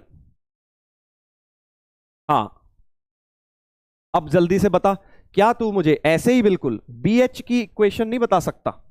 या सी एच, कोई भी ले ले यार, बी एच सी एच से फर्क नहीं पड़ता, हमारा कोई दुश्मनी नहीं है सी एच से, चाहे तो सी एच ले ले। चल, सी एच भी एक ऑल्टीट्यूड होगा इस तरह का, सी एच भी एक ऑल्टीट्यूड होगा। क्या ऐसे ही बिल्कुल सी एच की नहीं इक्वेशन लिख सकते? कोई से भी एक और ऑल्टीट्यूड की, समझ रहा है ना कहां जा रहा हूं मैं? 2 ऑल्टीट्यूड लिखूंगा, दोनों को सॉल्व कर लूंगा, एच आ जाएगा। दोनों को साइमल्टेनियसली सॉल्व करके एच आ जाएगा। हाँ एक और ऑल्टीट्यूड बिल्कुल इसी तरह। हाँ तो अब खुद से बता जल्दी से, देख अब पहले स्लोप ऑफ ए बी निकालूंगा। Slope of A B, slope of A B हो गई 3 - 2 अपॉन 2 - 1, तो 1 हो गई सर। इसकी स्लोप तो बड़ी अच्छी आ गई 1। तो इसकी स्लोप ऑफ सी एच -1 आ जाएगी। तो इक्वेशन ऑफ सी एच लिख लेते हैं, सी एच की इक्वेशन लिख लेते हैं sir, y minus C point y - y1 equal to m times x - x1। तो y - 1 इक्वल टू -x + 3, तो x + y इक्वल टू 4। ये बन गई बेटा सेकेंड इक्वेशन, ये बन गई सेकेंड इक्वेशन। समझ गया? 2 ऑल्टीट्यूड निकाल लिए। अब क्या करेगा, आगे की कहानी तो तुझे पता है।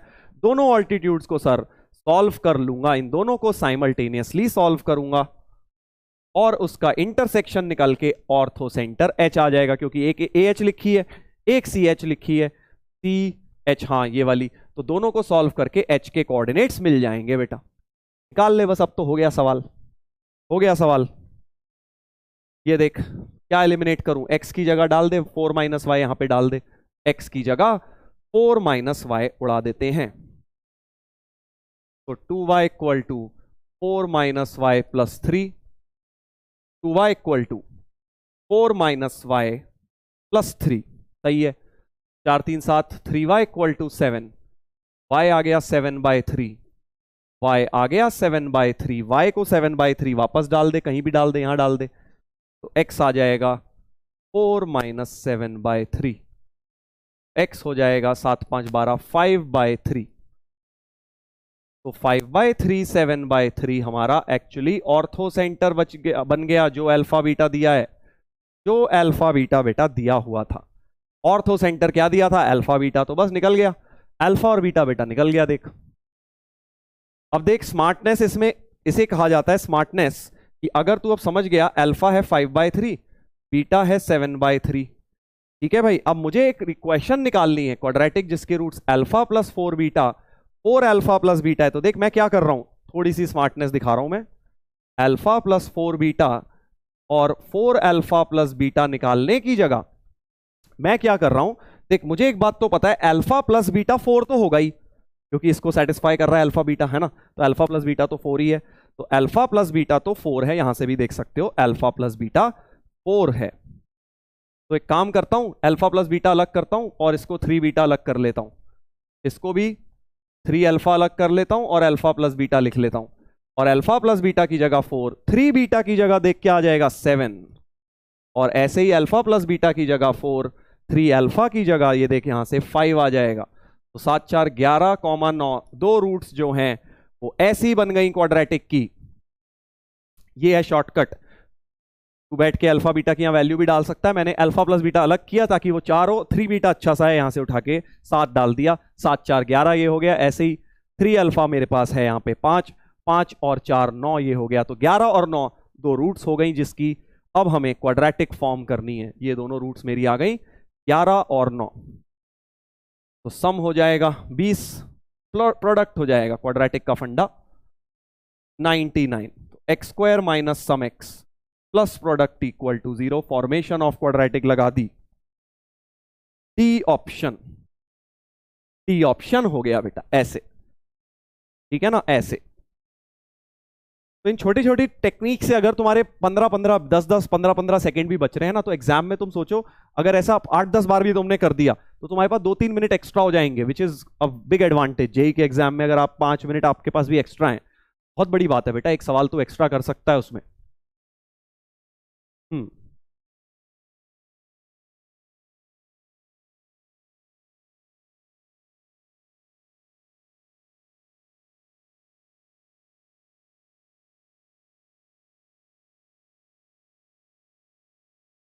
तो बेटा प्रैक्टिस से तुम्हारी भी होगी ऐसी। तुम लिख रहे हो सर हम तो ऐसा नहीं सोच पाते, आप ऐसे कैसे सोच लेते हो, तो इसीलिए तो बेटा प्रैक्टिस लगाते जा तू। बस ये मत सोच, अभी तुझे खुद तू देख, जब तेरे दिमाग में ये आए ना कि यार मैं सर की तरह तो भूनी, सर तो ऐसा कर लेते हैं, अब मेरी तरह मत मत कोशिश कर। तू ये देख जब तू स्टार्ट किया था तब में और अब में कितना फर्क है। जो बच्चे नए आए हैं वो तो रिलेट नहीं कर पाएंगे, बट जो बच्चे पुराने हैं वो तो वो तो सोच सकते हैं ना। अपने आप को देखो जब तुमने स्टार्ट किया था और अब कहाँ तुम हो, क्या इंप्रूवमेंट नजर आता है। बस ये अपने आप से सवाल आंसर किया करो, क्या इंप्रूवमेंट नजर आता है। मैं भी कोई ऐसा थोड़ी था जब तुम्हारी एज का था, धीरे धीरे 11th में तो बहुत ही वीक था, धीरे धीरे 12th तक पहुंचते पहुंचते बेटा मैथ्स बढ़िया हुई। तो इंप्रूवमेंट होना चाहिए, दैट इज मोर इंपॉर्टेंट, है ना। है सर फर्क, हाँ तो अगर फर्क है, बिल्कुल डेफिनेटली है सर, तो बस फिर तू अपनी स्पीड से ग्रो करना, अपनी स्पीड से सीख, पहुंच जाएगा तू भी, अल्टीमेटली तू भी वर्ल्ड चैंपियन बनेगा।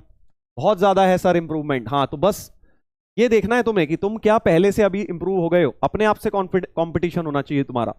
अगर इंप्रूवमेंट हो रहा है, तरीके में फास्ट हो रहा है, सोचने का तरीका, कैलकुलेशन का तरीका, एक थॉट प्रोसेस डेवलप हो रहा है, तो इसका मतलब आप सही डायरेक्शन में जा रहे हैं। हम्म। और जो बच्चे नए आए हैं बेटा उन्हें देखो, मैंने बता दिया तुम्हारे लिए एक ही वर्ड है पेशेंस। जितना जल्द ज्यादा पेशेंस रखोगे उतना ज्यादा मैथ सीख पाओगे। तो ये हो गया बेटा general method ortho centre find out करने का, कि भाई ऑल्टीट्यूड निकालो, ये ऑल्टीट्यूड निकालो, सॉल्व करो बैठ के। तो ये एनसीईआरटी का सवाल है, बताऊं तुम्हें, अभी एनसीईआरटी होमवर्क दूंगा, विश्वास नहीं हो रहा होगा तुम्हें। एनसीईआरटी के अंदर यही क्वेश्चन है, सिमिलर, बस डेटा अलग है, ट्राइंगल के वर्टेक्स कुछ भी दे दे, उससे क्या फर्क पड़ रहा है। एक ऑल्टीट्यूड निकाल, दूसरा ऑल्टीट्यूड निकाल, सॉल्व कर ले बेटा, दोनों ऑल्टीट्यूड को ऑर्थो सेंटर निकल आएगा। बस इतना सा सवाल। और ये जेई ने एक बार नहीं पूछा, ये मत सोचियो कि सर इस बार आ गया, लगता है मेरे इस बार में नहीं आएगा, इतना हलवा सवाल। हर बार आएगा, हर बार आएगा। तू ये देख, एक बिल्कुल ऐसा ही क्वेश्चन होमवर्क में दे रहा हूं, देख बिल्कुल ही सेम क्वेश्चन है। If the triangle has vertices this this this, 3 vertex फिर दे दिए, ऑर्थो सेंटर पूछ लिया, ऑर्थो सेंटर पूछ लिया, कर लेगा। बिल्कुल सेम तरीका है, मतलब 3 वर्टेक्स बनाएंगे और फिर दो ऑल्टीट्यूड लिखेंगे बैठ के, दो ऑल्टीट्यूड लिखोगे और दोनों को सॉल्व कर लोगे अब तुम इसे, बिल्कुल सेम प्रोसेस, इसको और इसको लिखना और सॉल्व कर देना। ये है बेटा तुम्हारा general method for finding ortho centre. ये कर लोगे इसको, हाँ।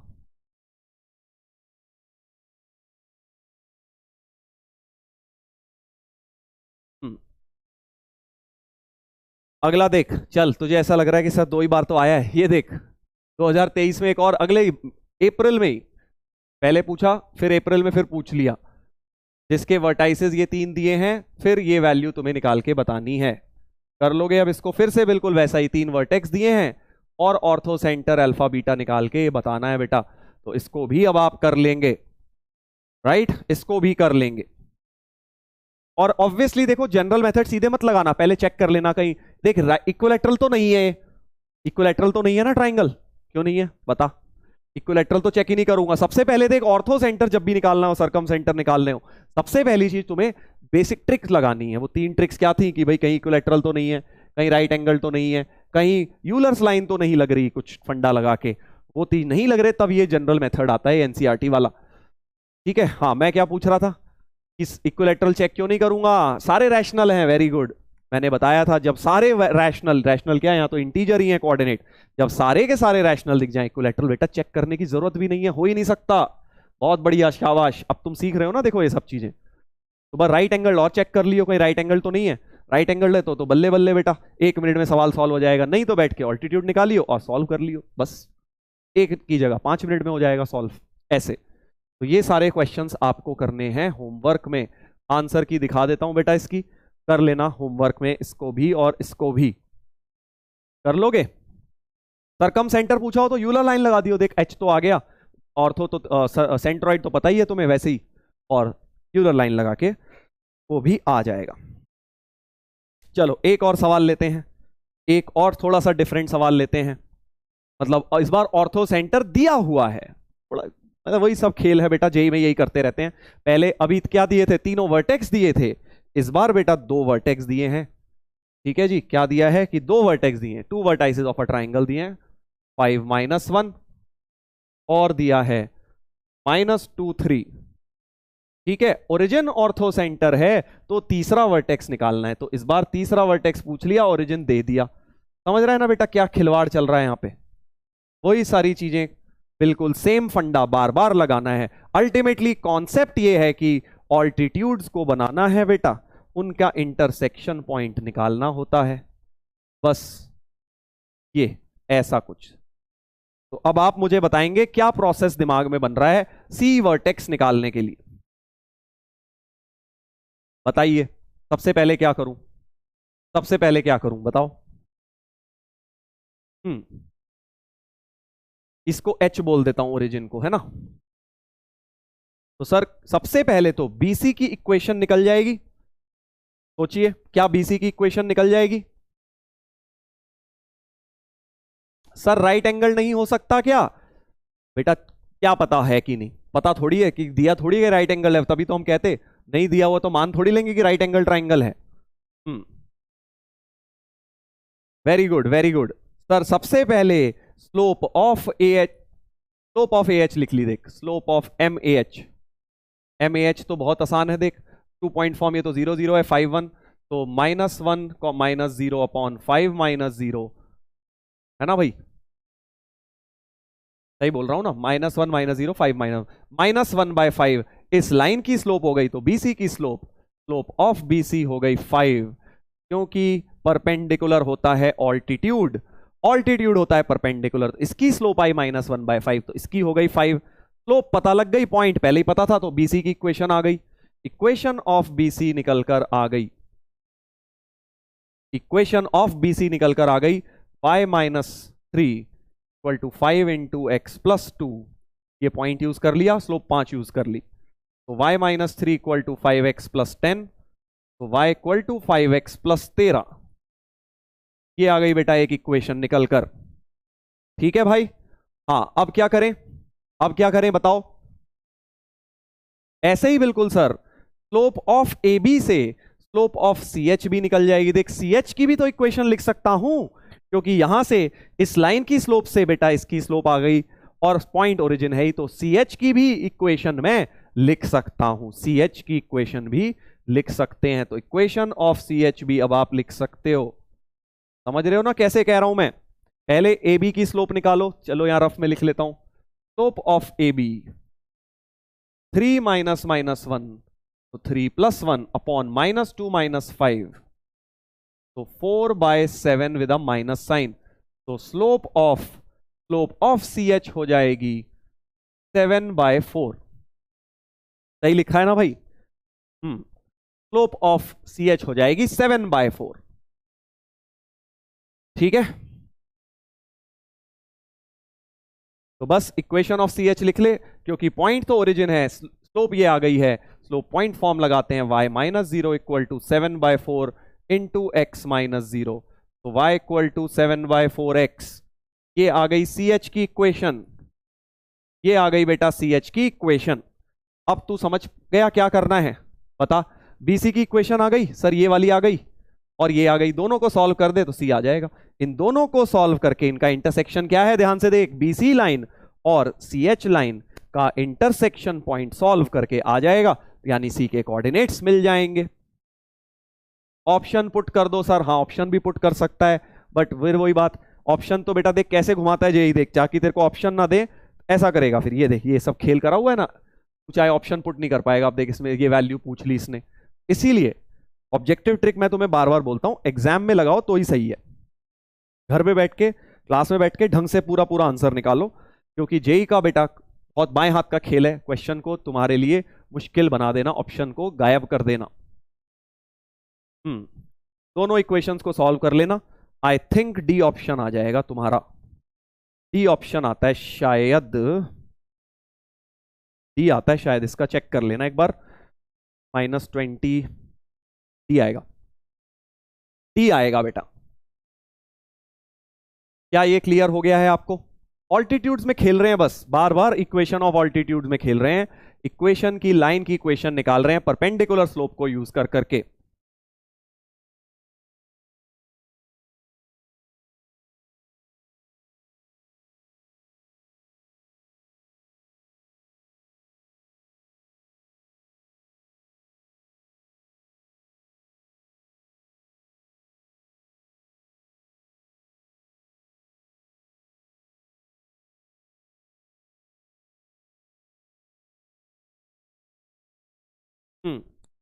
तो दो दो इक्वेशंस मैंने निकाली और दोनों लाइंस सी पे मिल रही हैं, वो दोनों लाइंस मैंने निकाल ली ताकि सी इंटरसेक्शन पॉइंट सॉल्व हो जाए बेटा। अब आगे कुछ भी पूछ सकते थे, तेरे से बोल देते इस एरिया ट्राइंगल का एरिया बताओ, तो ट्राइंगल का एरिया भी बता देता, अब क्योंकि वर्टाइसेस आ गए तो एरिया आ जाता। बहुत कुछ पूछ सकते हैं, सरकम सेंटर पूछ लें, ऑर्थो सेंटर तो दिया ही हुआ है खैर, और सेंट्रॉइड पूछ लें, कुछ भी आगे सवाल को जितना मर्जी वो आगे खींच सकते हैं बेटा, एक बार तीनों वर्टेक्स आ गए तो। हम्म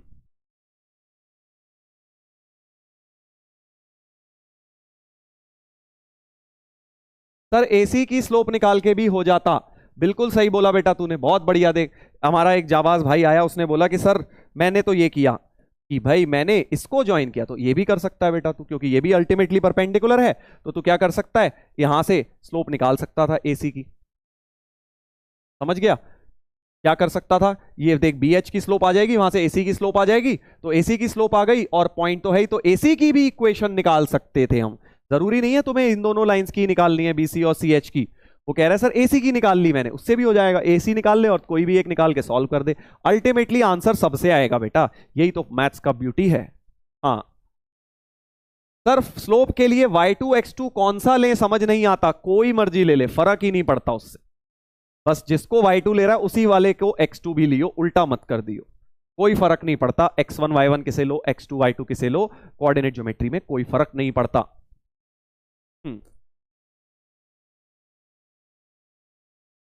सर एक बार इक्वेशन इक्वेट कर दो।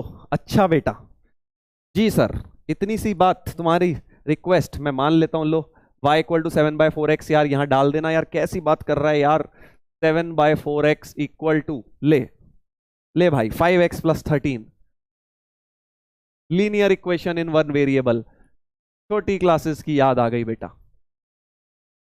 LCM 4 7 20 13 -13 x equal to 13 into 4, 13 13 cut गया, x हो गया -4। बस हो गया बेटा खुश, हो गया बेटा खुश तू। हाँ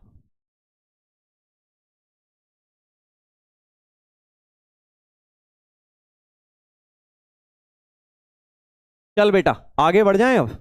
मूड अच्छा था मेरा आज, इसलिए मैंने बता दिया तुझे। अगला एक और सवाल जेई का उठा लेते हैं, 2022 का। Slope angle between line. अभी हम किस पे क्वेश्चन लगा रहे हैं? स्लोप पर, angle between line, perpendicular line. एक ही फॉर्मूला पढ़ा है हमने आज अभी क्लास में, which is angle between lines. जल्दी से अब इस क्वेश्चन को और करेंगे, या एक काम करो इसे होमवर्क में लगाना। वैसे तो वन शॉट में भी मैंने करवा दिया था, क्योंकि मैं चाहता हूं एक फॉर्मूला तुम्हें और करवा दूं आज जल्दी से 15 मिनट में। हाँ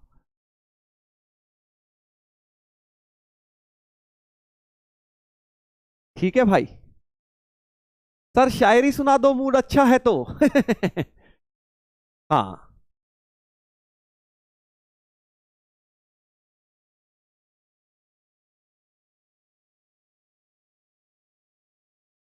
हम्म। चल बेटा आगे बढ़ते हैं, मैथ्स की शायरी। शायरी number 2। Formula number 2। First formula तो हमने कर लिया बेटा, एंगल बिटवीन लाइंस का। अब बारी है जो आज की क्लास में मैंने तुम्हें प्रॉमिस किया था, दूसरी चीज जो कराई जाएगी, that is perpendicular distance of a point from a line. तो एक लाइन दी गई है, एक पॉइंट दिया गया है, इसमें क्या डेटा है? दो चीजें, x1 y1 एक पॉइंट है, और एक लाइन दी है ax plus B Y plus C. तो ये जो परपेंडिकुलर डिस्टेंस है, ये मेजर करने का फॉर्मूला होता है बेटा, perpendicular distance between point and a line. Sir ये कैसी शायरी है सर? सर गर्लफ्रेंड पर शायरी सुना दो सर। अच्छा जाके बेटा तू इंप्रेस करेगा उसे, हैं चिपका देगा वहीं मेरी बताई हुई। इतना तो कर ले बेटा, खुद से इंटरनेट से ढूंढ ले, ये भी काम मुझसे करवाएगा तू। हाँ तो जोक सपाट बेटा, ये गर्लफ्रेंड वर्लफ्रेंड का काम अभी छोड़ दे बेटा, ठीक है? पढ़ने में ध्यान लगा ले, 2 साल उसके बाद बना लेना, उसके बाद कर लेना ये सब काम जितने करने हो। हाँ।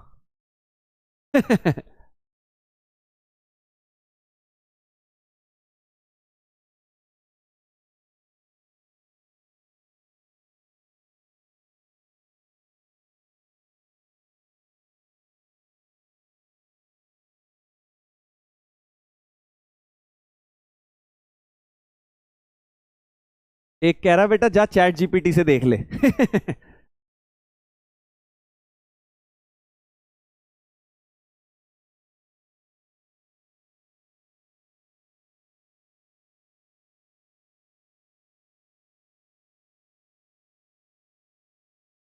चलो भाई, तो ये फॉर्मूला क्या है इधर देखेंगे, बहुत बहुत बहुत इंपॉर्टेंट फॉर्मूला है। तो मजाक मस्ती हो गई हमारी 2 मिनट की, अब सब लोग अगले 10-15 मिनट बहुत केयरफुली सुने। फॉर्मूला क्या कहता है? एक पॉइंट का एक लाइन से डिस्टेंस निकालने को ये तुम्हें एक फॉर्मूला देता है, ठीक है? पॉइंट का लाइन से, 10th में क्या पढ़ा था? पॉइंट का पॉइंट से। हाँ सर, अब पढ़ेंगे पॉइंट का लाइन से। तो कैसे निकलता है देख, इसको याद रखने का जो इजीएस्ट तरीका है, पहले फॉर्मूला याद कैसे रखना है ये बताऊंगा, उसके बाद फॉर्मूला लगाना कैसे है ये बताऊंगा, फिर तो बेटा लास्ट में तुझे पता ही है क्या बताऊंगा। सर प्रूफ बता दोगे फिर आप? हाँ प्रूफ। तो देख फॉर्मूला कैसे लगाते हैं, परपेंडिकुलर डिस्टेंस है ये x1 plus B Y one plus C, मतलब ये जो x1 y1 है, ध्यान से सुनना भाई, x1 y1 को लाइन में पुट करेगा। देख अगर x1 y1 को लाइन में डालूं तो क्या आएगा? ax1 plus B Y one plus C. तो न्यूमरेटर कैसे मिलता है? न्यूमरेटर nr लिख देता हूं, पॉइंट को लाइन में डालो, पॉइंट को लाइन में डालो, ठीक है? ऐसे मिलता है न्यूमरेटर। डिनोमिनेटर कैसे मिलता है? डिनोमिनेटर में देख root A square plus B square है, ए और बी क्या है? ए है ये, बी है ये, मतलब लाइन में जो एक्स और वाई के कोफिशिएंट हैं उसको रूट ले लो, root A square plus B square is root coefficient of X whole square plus coefficient of Y whole square, ऐसे। तो देख जरा ध्यान से, न्यूमरेटर डिनोमिनेटर मिल गए, बस हो गया। हाँ अब देख कैसे, तो मान ले अगर क्वेश्चन होता कि भाई परपेंडिकुलर डिस्टेंस लिखो 3x minus 4y plus 7 equal to 0 का पॉइंट ले लो 1 कॉमा माइनस 4, सपोज यार कुछ भी ले लिया मैंने जो अच्छा लगा दिमाग में आया ले लिया। डी डिस्टेंस निकालना है, तो डी डिस्टेंस कैसे मिलता है? तुझे फॉर्मूला नहीं याद रखना, तूने ये बातें याद रखनी है। सर देसी तरीके से याद रखूंगा क्या? हाँ बेटा देसी तरीका जिंदाबाद, ये वाला तरीका याद रखेगा तो तेरे को फॉर्मूला लगाने में बहुत आसानी रहेगी। कैसे लगाएगा कि डी को सबसे पहले पॉइंट को लाइन में डालो, न्यूमरेटर कैसे मिलता है, पॉइंट को लाइन में डालो, तो जरा 1 माइनस 4 को इस लाइन में डाल, 3 इंटू 1 -4 इंटू -4 तो +16 हो गया, +7 हो गया, अपॉन न्यूमरेटर मिल गया बेटा।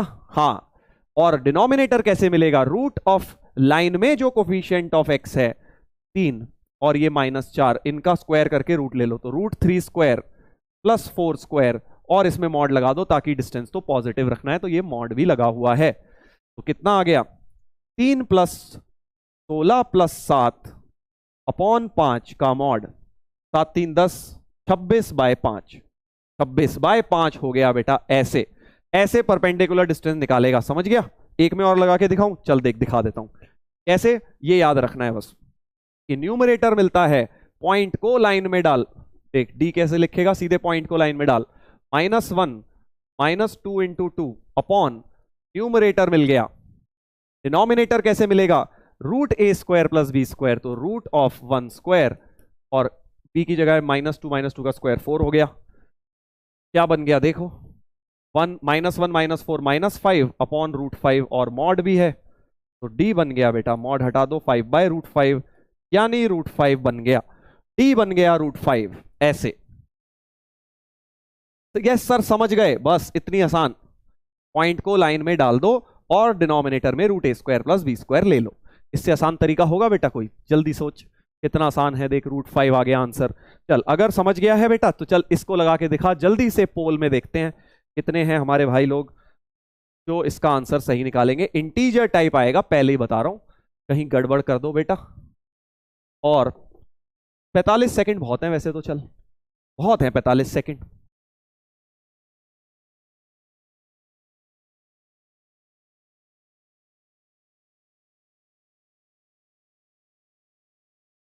सर लॉजिक क्या है इसका, बताऊंगा बेटा, प्रूफ में बताऊंगा।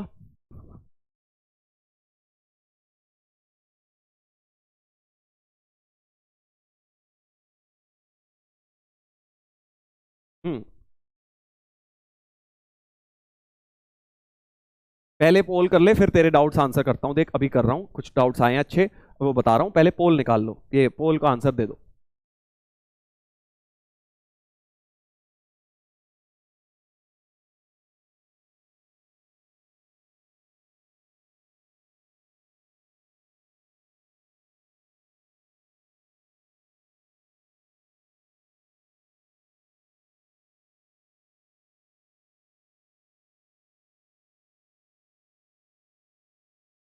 Sir you are politician sir.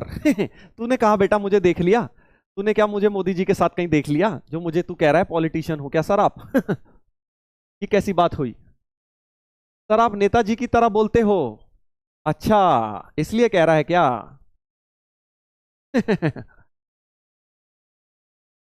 ठीक है, चल कोई दिक्कत नहीं, इधर देखते हैं।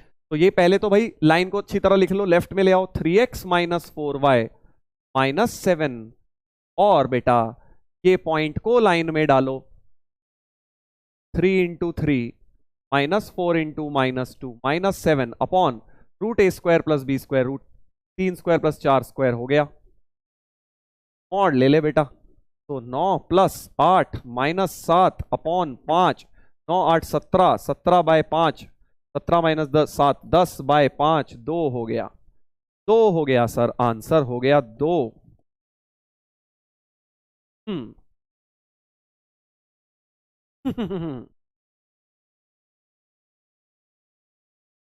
एक लिख रहा है सर भाइयों और बहनों कह के दिखा दो सर।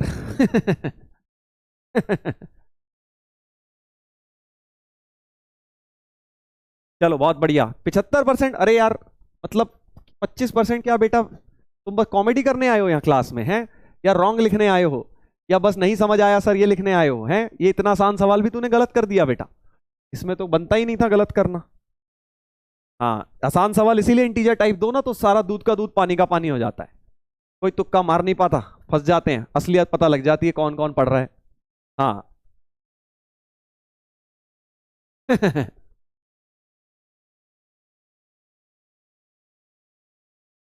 चलो भाई, तो अब ये एक फॉर्मूला हमारा बहुत प्यारा सा निकल गया है।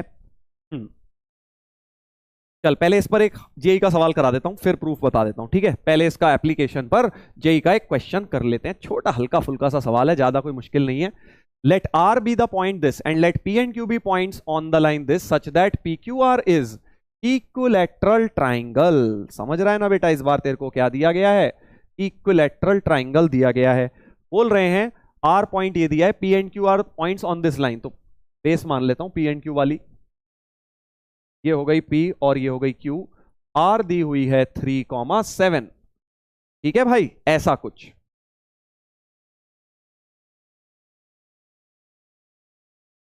चलिए अब क्या बोला जा रहा है, एरिया ऑफ ट्राइंगल निकालना है भाई। Area of triangle, equilateral triangle है, ध्यान रखना भाई। तो एरिया ऑफ ट्राइंगल होता है √3/4 साइड स्क्वायर।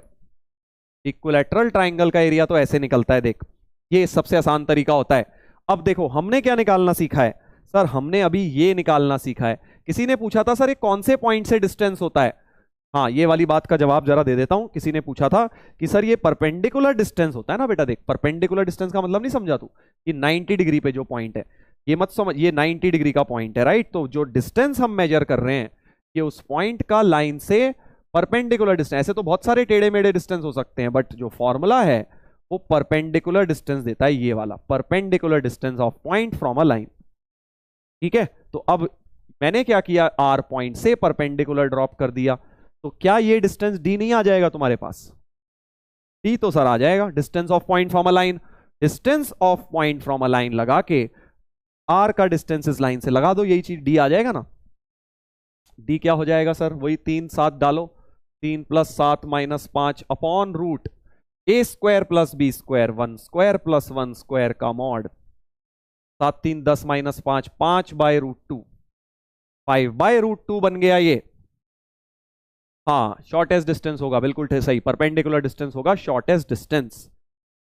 अब क्या करूं, अब तो थोड़ी सी ट्रिग्नोमेट्री लगा ले यार, क्योंकि राइट एंगल वो सॉरी इक्विलैटरल है, ये 60 डिग्री है, ये साइड ए है। ठीक है, तो in triangle P M R, in triangle P M R, बेटा समझ गया ना, ए नहीं निकल जाएगी, सोच, परपेंडिकुलर अपॉन हाइपोटेनस, तो sine 60 equal to perpendicular D upon hypotenuse A. हो गया, तो यानी डी की वैल्यू ये हो गई √3/2, तो डी की वैल्यू हो गई √3/2 ए। यहां से ए निकाल लेता हूं, ए हो जाएगा 2D/√3, साइड लेंथ हो गई ये। और अब बेटा ए बोल लो, एस बोल लो, हमने एस बोला हुआ है, चलो एस ही बोल लेते हैं क्योंकि हमने साइड को एस बोला हुआ है, एस बोल दो।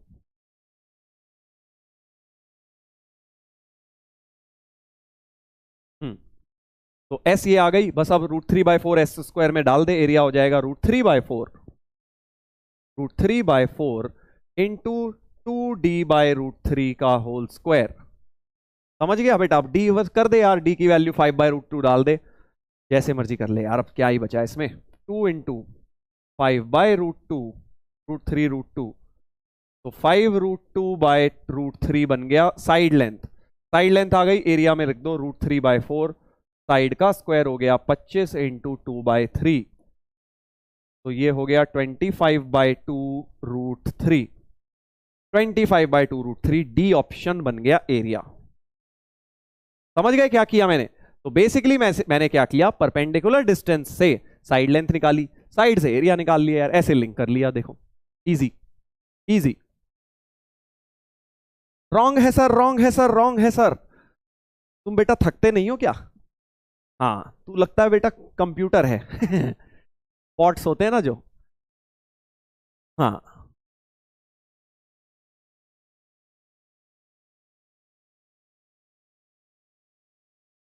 क्या रॉन्ग कर दिया,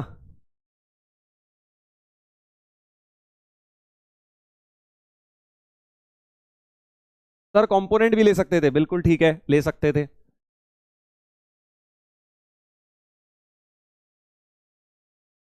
क्या गलत कर दिया मैंने,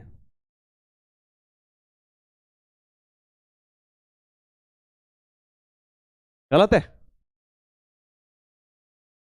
हम्म, बताइए क्या गलत है, सही तो किया है। ओ अच्छा, समझ गया, ये करा है मैंने। अब समझा बेटा तू क्या कहना, मतलब बट आई थिंक आंसर तो सही आया हमारा। हाँ, आंसर तो सही आया, D/S। तो यहां से मैं कह रहा हूं S जो हो गया वो हो गया √3। एक मिनट, यहां से S हो गया 2D/√3। 2D/√3, यही तो सही तो लिखा है, इधर तो सही लिखा है। फाइनली तो बेटा सही लिख दिया ना, फाइनली तो सही लिख दिया। बस ये तो बीच में छोटी मोटी चीजें तो इसमें मत ध्यान लगाया कर बेटा। आंसर देख, आम खा गुटली आंख मत गिन। चलो बेटा, तो अब इसका प्रूफ करेंगे कल की क्लास में, और इसी से रिलेटेड अब कल का डिस्कशन होने वाला है। कल का पूरा डिस्कशन इसी के अराउंड होने वाला है, distance of point from a line. तो आज तुम क्या करोगे, आज डीपीपी नंबर 4 निपटाओगे। अभी एनसीईआरटी मत करना, ये वाले फॉर्मूले पे थोड़े से सवाल और कराऊंगा, उसके बाद तुम्हें मैं खुद दूंगा कल की क्लास में एनसीईआरटी, तब करना, ठीक है। तो अभी तुम्हारा काम बिल्कुल फिट है, चारों लेक्चर ढंग से देखने हैं, चारों डीपीपी निपटानी है, फिर उसके बाद एनसीईआरटी पर हम जाएंगे और एनसीईआरटी भी करनी है। हाँ, रट्टा ओपी। तू नहीं समझेगा बेटा, इसको कहते हैं कि हाथ की स्पीड से तेज दिमाग की स्पीड। तू ना समझेगा। कई बार बच्चे कहते हैं सर आपने गलत लिख दिया उसके बाद भी सही कैसे लिख दिया, क्योंकि बेटा मैं अगले, मेरे दिमाग में अगला स्टेप चल रहा होता है जब मैं वो लिख रहा होता हूँ, इसलिए कई बार मैं पीछे गलत लिख के आगे सही लिख देता हूँ। तू ना समझेगा बेटा, ये पुराने वाले समझ जाएंगे अर्जुनाज। हाँ। सर वी वांट प्रूफ, ठीक है बेटा, प्रूफ भी बता देंगे। हाँ,